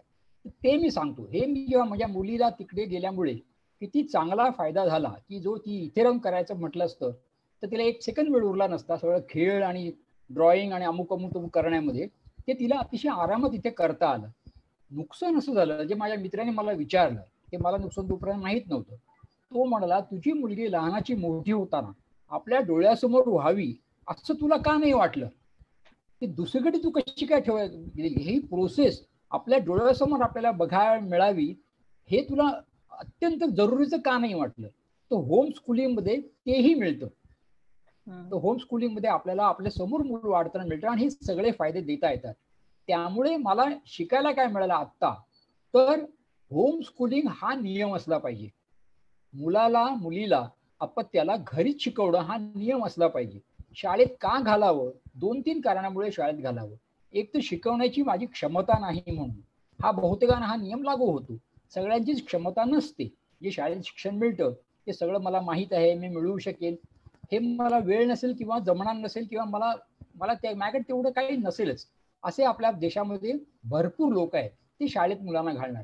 दुसरं कारण असं, जे वाईट पद्धतीने मांडायचं, तर ती माझी प्रायोरिटी नाही आहे. मला नोकरी करायची, मला पैसे मिळवायचे, मला माझं जगायचं आहे. ते मुलाला शाळेत घातलं, ते 7-8, 2-4, 5-10 तास तिकडे गेलं की मी मला हवं ते करायला मोकळा राहीन. मुलाला शिकवणं ही माझी प्रायोरिटी नाही आहे, म्हणून मी शाळेत त्याला घालतो आहे. हे एकदा सगळ्या पालकांना या निमित्ताने सांगितलं पाहिजे की आपल्या घरीच शिकवणं हीच खरी आपली प्रायोरिटी असली पाहिजे. ते आपल्याला नको आहे म्हणून आपल्याला मुलाला आपण शाळेत घालतो आहोत. शाळेत घालणं हा नियम असू नये, असं मला एक थोडा ऍड करायचं होतं इथे. बरोबर आहे एकदम. मला फक्त त्यात सांगायचं की मी पण बोर्डिंग स्कूलमध्ये शिकलो आणि मला असं वाटतं की one of the finest schools मध्ये मी रेसिडेन्शियल शाळेत होतो. तर जसं तुम्ही म्हणताय तसं मी खूप घर मिस केलं. म्हणजे मी 7वी पासून तिकडे शिकलो आणि मला माझे आई वडील बद्दल काहीच म्हणजे असं प्रेम वगैरे असं एकदम कमी होत गेलं. म्हणजे हे माझे खूप शोकांतिक आहे. पण मला खूप मित्र खूप मिळाले, त्यांच्याबरोबर मी वाढलो, ते अजून टिकून आहेत, ते मला सर्वात जास्त प्रिय आहेत. पण आय रिअली मिस्ड मराठी. मला बिलकुल नंतर मी नाशिकला आल्यानंतर मला चांगलं म्हणजे ठीकठाक मराठी यायला लागलं. पण मराठीचा काहीच संबंध मला नाही आला. म्हणजे आणि आय रिग्रेट दॅट. म्हणजे त्यातले काही जे नुआन्सेस आहे, ते कल्चरल गोष्टी आहेत, तर त्या मला आय मिस्ड इट. आई वडिलांबरोबर माझं नातं कधीच म्हणजे ते आता नाही आहेत, पण ते मी इम्प्रूव्ह नाही करू शकलो. तर ते मला फक्त त्याच्यातले एक दोष जे आहेत. आणि दुसरं, मी जसं तुम्ही म्हणताय एकदम आय एग्री की मी मुलाला जन्म दिलेला आहे, ती माझा चॉईस होता. तर त्याचं एज्युकेशन ही माझी जबाबदारी आहे आणि ते मी सगळ्यात जास्त समजू शकतो. म्हणजे मी बोर्डिंग स्कूलमध्ये राहिलो तर मला असं वाटायचं की कोणाला काय पडले माझ्याबद्दल. तर खूप साऱ्या गोष्टी आम्ही मित्र एकमेकांना मदत करून आम्ही शिकायचो. म्हणजे एकदा शाळा संपली की फ्रॉम 5 टू नेक्स्ट डे आम्ही we were on our own in our houses. तर ते एक चांगलं, आम्ही ऑफकोर्स सेल्फ मेड पण झालो. पण कोणाला काय पडली कधी कधी असं वाटायचं की का मला आई वडिलांनी इकडे इतकं दूर टाकून दिलेलं आहे, असं पण मला खूपदा वाटलं.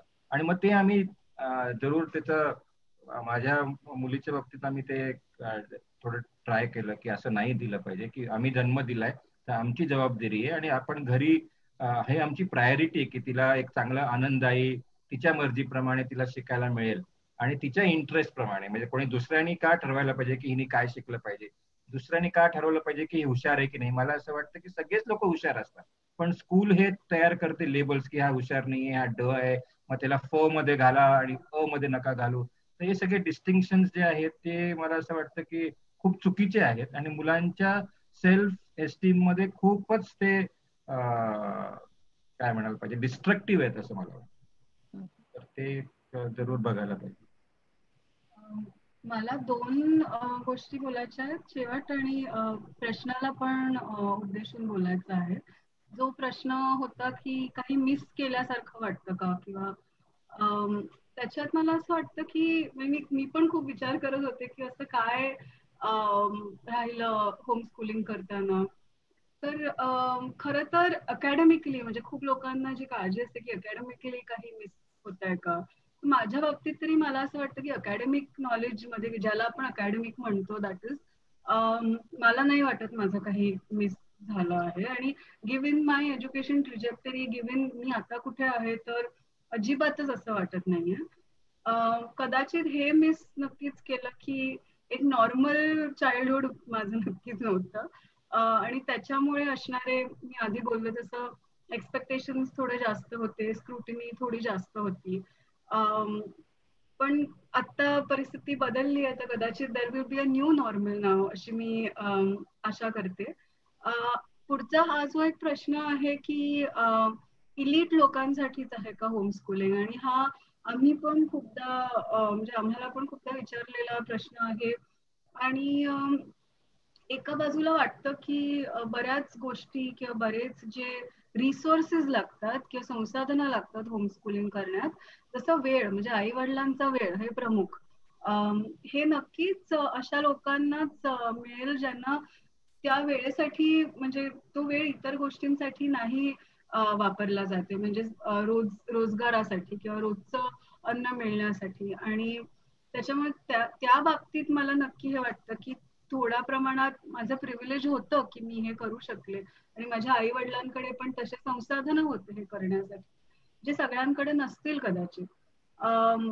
पण त्याचबरोबर मला हे पण वाटतं की जसं नितीन पण म्हणत होता की शिक्षण ही आपण फक्त शाळांची किंवा शाळा कॉलेजेसची जबाबदारी आहे असं न बघता, शिक्षण ही सगळ्यांचीच जबाबदारी आहे. स्वतःचं आणि इतरांचं शिक्षण चांगल्यात चांगलं कसं होईल ही जबाबदारी मला असं वाटतं आपल्या सगळ्यांचीच आहे. आणि जास्त करून पालकांची त्यांच्या मुलाकरता आहे आणि मुलांची स्वतः करता पण आहे. आणि ही जबाबदारी मला असं वाटतं शाळेमध्ये दुर्लक्षित होऊन जाते. तर जरी होमस्कूलिंग नाही करता आलं आणि जरी होमस्कूलिंग हा पर्याय तुमच्याकडे उपस्थित नसेल, तरी मला असं वाटतं की हे लक्षात घेणं खूप गरजेचं आहे की शिक्षण ही आपली सगळ्यांचीच जबाबदारी आहे आणि वेगवेगळ्या पद्धतीने कदाचित काही गोष्टी शाळेमध्ये शिकू शकतो, कदाचित काही गोष्टी अशा असतील ज्या शाळेबाहेर पण शिकता येतील आणि त्यासारखं आपण सगळेच शिकू शकतो. शाळेत जाऊन पण आपण शाळेबाहेर मला असं वाटतं आपलं शिक्षण चालू ठेवू शकतो आणि माझ्यासाठी हेच सर्वात मोठं शिक्षण होतं की शिक्षण ही सगळ्यांची जबाबदारी आहे आणि सर्वात जास्त आपली स्वतःची पण आहे. धन्यवाद. मला वाटतं साधनाचा प्रश्न आहे काही, तर साधना. ऍक्च्युली मी आता कोरोनाचं हे सगळं चालू आहे आणि त्याच वेळेत मी होमस्कूलिंगचा निर्णय घेतलाय. निर्णय ह्याच्यासाठी घेतला की आम्ही गेल्या वर्षभरामध्ये आमचं थोडंसं कन्फ्युजन होत होतं शाळेबाबत, कारण शाळेमधून काही अनुभव येत होते. तर आम्ही यावर्षी शाळेमधून ह्या शाळा बदलण्याचा निर्णय घेतला होता आणि हे नेमकं कोरोनाचं सगळं सुरू झालं, त्याच्यामुळे मला शाळा बदलता नाही आली आणि ऑनलाईन स्कूलिंगची सगळी टूम निघाली. तर आम्हाला ऑनलाईन स्कूलिंग नाही करायचं होतं. म्हटलं ऑनलाईन कम्प्युटर समोर बसवण्यापेक्षा आपणच स्वतः काही शिकवूयात म्हणून असं झालं. तर सखीच्या वेळेचे जी परिस्थिती ती पूर्ण वेगळी होती. म्हणजे तिला आता बाहेर जाऊन किंवा आता होम एज्युकेशन मध्ये ज्या गोष्टी मुख्यतः होतात की बाहेर जाऊन मुलाला सगळा अनुभव घेऊन द्यायचा, पण आत्ताच्या ह्या सिच्युएशन मध्ये आम्हाला बाहेर जाता येणार नाही आहे. तर अशा वेळेला आम्ही होम एज्युकेशन कसं करायचं. म्हणजे मी आता सध्या तरी काय करते आहे की 8 वर्षाची माझी मुलगी आहे, तर तिला साधारण काय गोष्टी यायला पाहिजे आहेत. तर समजा भाषेचं, तिला भाषेमध्ये खूप इंटरेस्ट आहे तिला, कारण आत्ताच तिला 5 भाषा येत आहेत तिला लिहिता वाचता. तर मग मी त्या दृष्टीने तिचं काय डेव्हलप करता येतं ह्याच्याकडे मी लक्ष देते आहे. पण आता असं आहे की ती 8 वर्षाची असल्यामुळे तिचे बाकीचं गणित किंवा विज्ञान आहे ह्या गोष्टींकडे पण तिचं लक्ष द्यायचं आहे. मला बाहेर जाता येणार नाही आहे. तर अशा वेळेस मी काय करायला पाहिजे की घरातच राहून मला तिला जास्तीत जास्त काय गोष्टी करता येऊ शकतात याकडे, म्हणजे बेस जो एक निर्माण व्हायला पाहिजे. कारण ती आता 8 वर्षाची असल्यामुळे त्याच्यासाठी मी हे विचारते की मी तिचा तो बेस नीट व्हायला पाहिजे. तेव्हा मग तिला नेमकी कशात आवड आहे ते मला जाणून घेता येईल आणि मग तिला स्वतःलाही ते ठरवता येईल की मला नेमकं कुठे जायचं आहे.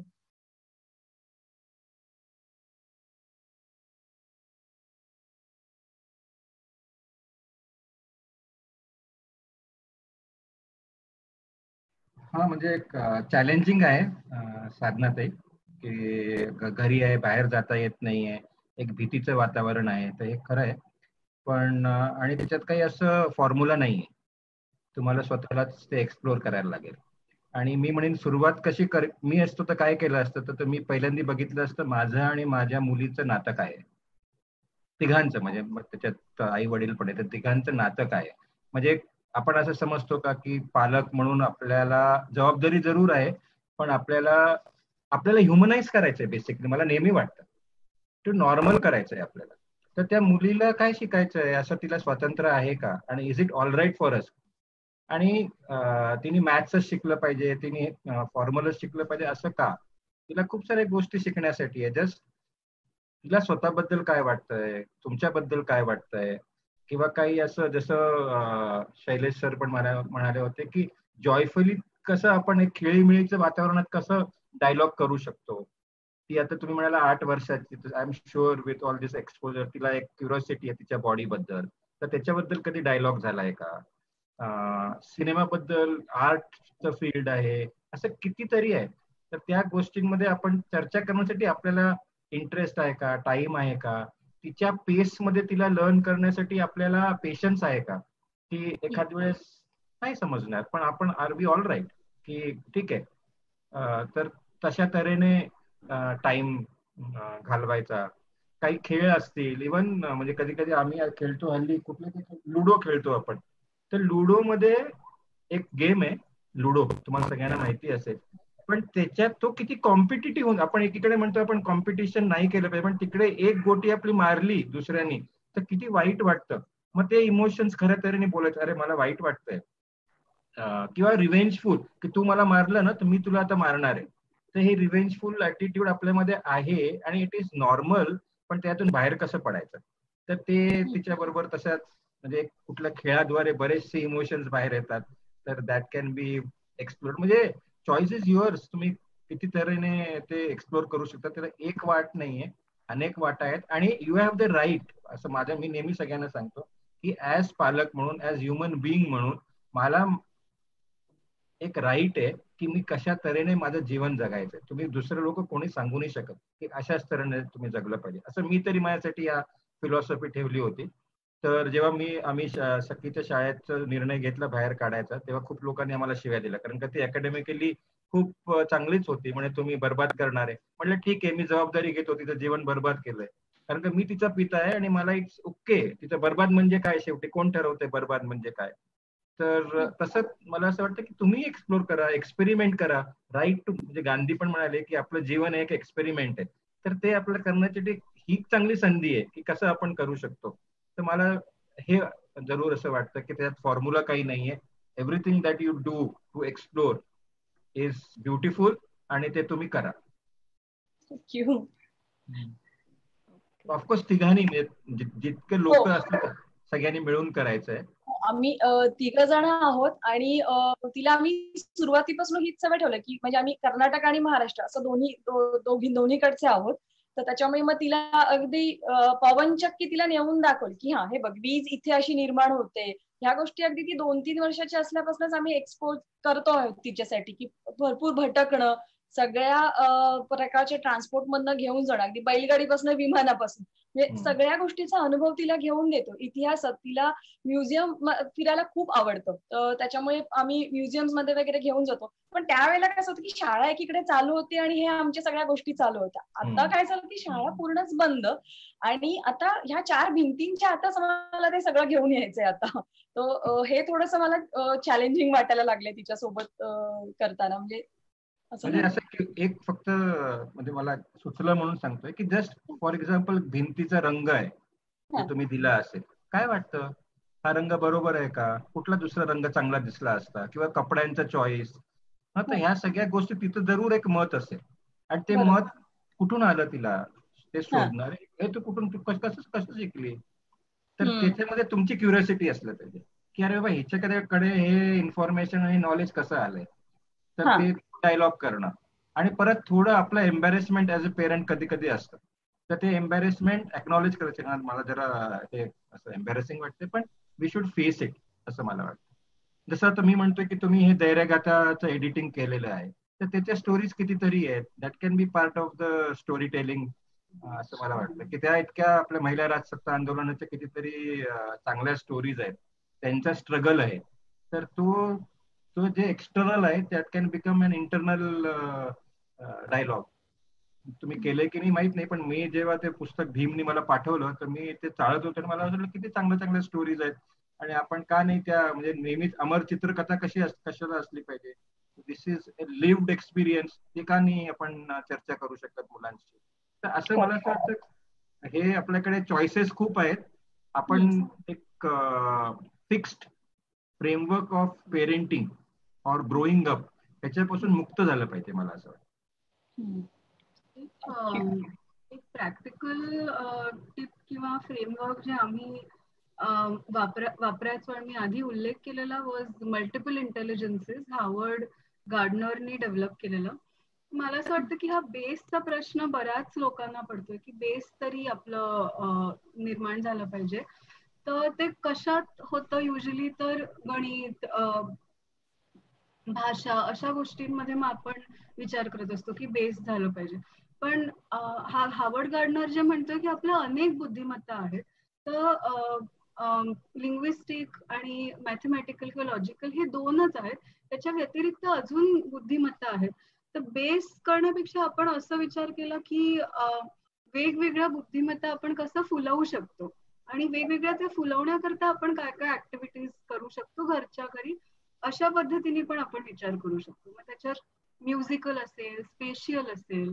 स्पेशल नितीन म्हणाला तसं तुम्ही घराबद्दल चर्चा करू शकता की या घराचा आकार कसा आहे, रंग कसा आहे अँड सो ऑन. तशा तर तुम्ही ते थोडं एक्सप्लोअर करू शकता आणि इंटरनेटवरती तर अनेक ह्याबद्दल रिसोर्सेस आहेत.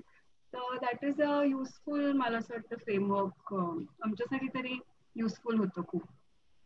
इकडे स्नेहलनी एक लिहिलंय, तर मला एक आठवण सांगायची, म्हणजे कसं आपल्या जसं आपण फॉर्मल स्कूलिंग मध्ये जातो तसं आपल्याला पण कसं काही रिजिडिटी येते. तर जसं फॉर एक्झाम्पल जे लोक शाळेत गेलेले नाहीयेत त्यांना आपण अशिक्षित म्हणतो अनफॉर्च्युनेटली. तर त्यांच्याबद्दल आपल्याला असं वाटतं की ह्यांना काय येत आहे म्हणून, आणि आपण त्यांना गवार किंवा अजून मराठीत शब्द आहे तो तर एकदमच म्हणजे असं आहे की त्यांना फक्त लिहिता वाचता येत नसेल पण बाकी त्यांचं ज्ञान तर खूपच आहे ना. तर माझा एक अनुभव सांगतो भीमच्या घराचा. एकदा आम्ही गेलो होतो तिकडे राहायला आणि सकाळी भीमची आई उठून बाहेर गेली होती कशाच्या कामासाठी. तर मी चहा केला. तर भीम म्हणाला की, आणि मी सगळं असं आमचं काहीतरी बोलणं झालं, तर तो म्हणाला की आईला कळणार आहे की तू चहा केला म्हणून. तर मी म्हंटल बघू. चहा केल्यानंतर भांडी बिंडी धुवून सगळं असं व्यवस्थित सगळं लावून टाकलं जसं पहिलं होतं. भीमची आई स्वयंपाकघरात आली आणि भीमला म्हणाली तुम्ही चहा केला होता. तर म्हणजे हे जेव्हा मला, आणि विदिन सेकंड्स, म्हणजे हा अनुभव मी नेहमी सगळीकडे सांगतो. तर मग मी भीमला म्हटलं की किती हुशार आहे तुझी आई, आणि आमच्या या कॉन्सेप्ट मध्ये ती हुशार नाहीच आहे, ती शिक्षित नाहीच आहे, म्हणजे शिकलेलीच नाहीये, ती हुशार नाहीच आहे. पण तिचं जे हुशारी जी होती ती मला असं वाटतं की आपण कमी लेखून चालणार नाहीये. आणि तिची जी हुशारी आहे त्याच्याकडून आपण काय शिकू शकतो आणि त्यांना कसं आपण समजू शकतो, हे आपल्यासाठी खूप चॅलेंज आहे मला असं वाटतं. तर हा मला एक आठवण आली म्हणून सांगितलं. अजून कोणाला प्रश्न आहे? बोलायचं तुला? बोल. मी एवढंच म्हणत होते की हा चॅलेंज नक्कीच आहे की असे जे कुटुंब आहेत ज्यांना अगदी इंटरनेट पासून, म्हणजे इंटरनेटची पण सोय किंवा सुविधा नाहीये किंवा अशा संसाधनांची पण कमी आहे, तर त्यांच्यासाठी सध्याची परिस्थिती नक्कीच खूपच म्हणजे चॅलेंजिंग आहे.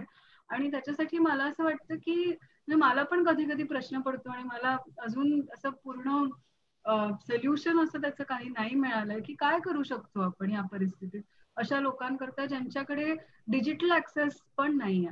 तर एकच म्हणजे एक जो थोडा आम्ही पकडून ठेवलेला काय म्हणतो एक रस्ता आहे तो आहे की गव्हर्नमेंट कडेच मागण्या करायच्या की जास्तीत जास्त लोकांपर्यंत आपण वेगवेगळ्या प्रकारचं शिक्षणाचं मटेरियल कसं पोहोचवू शकतो किंवा ऑनलाईन ऍक्सेस आता सगळ्यांना कसा मिळू शकतो ह्याचा प्रयत्न करायचा. दिस आय थिंक इज हा डेफिनेटली खूप मोठा चॅलेंज आहे.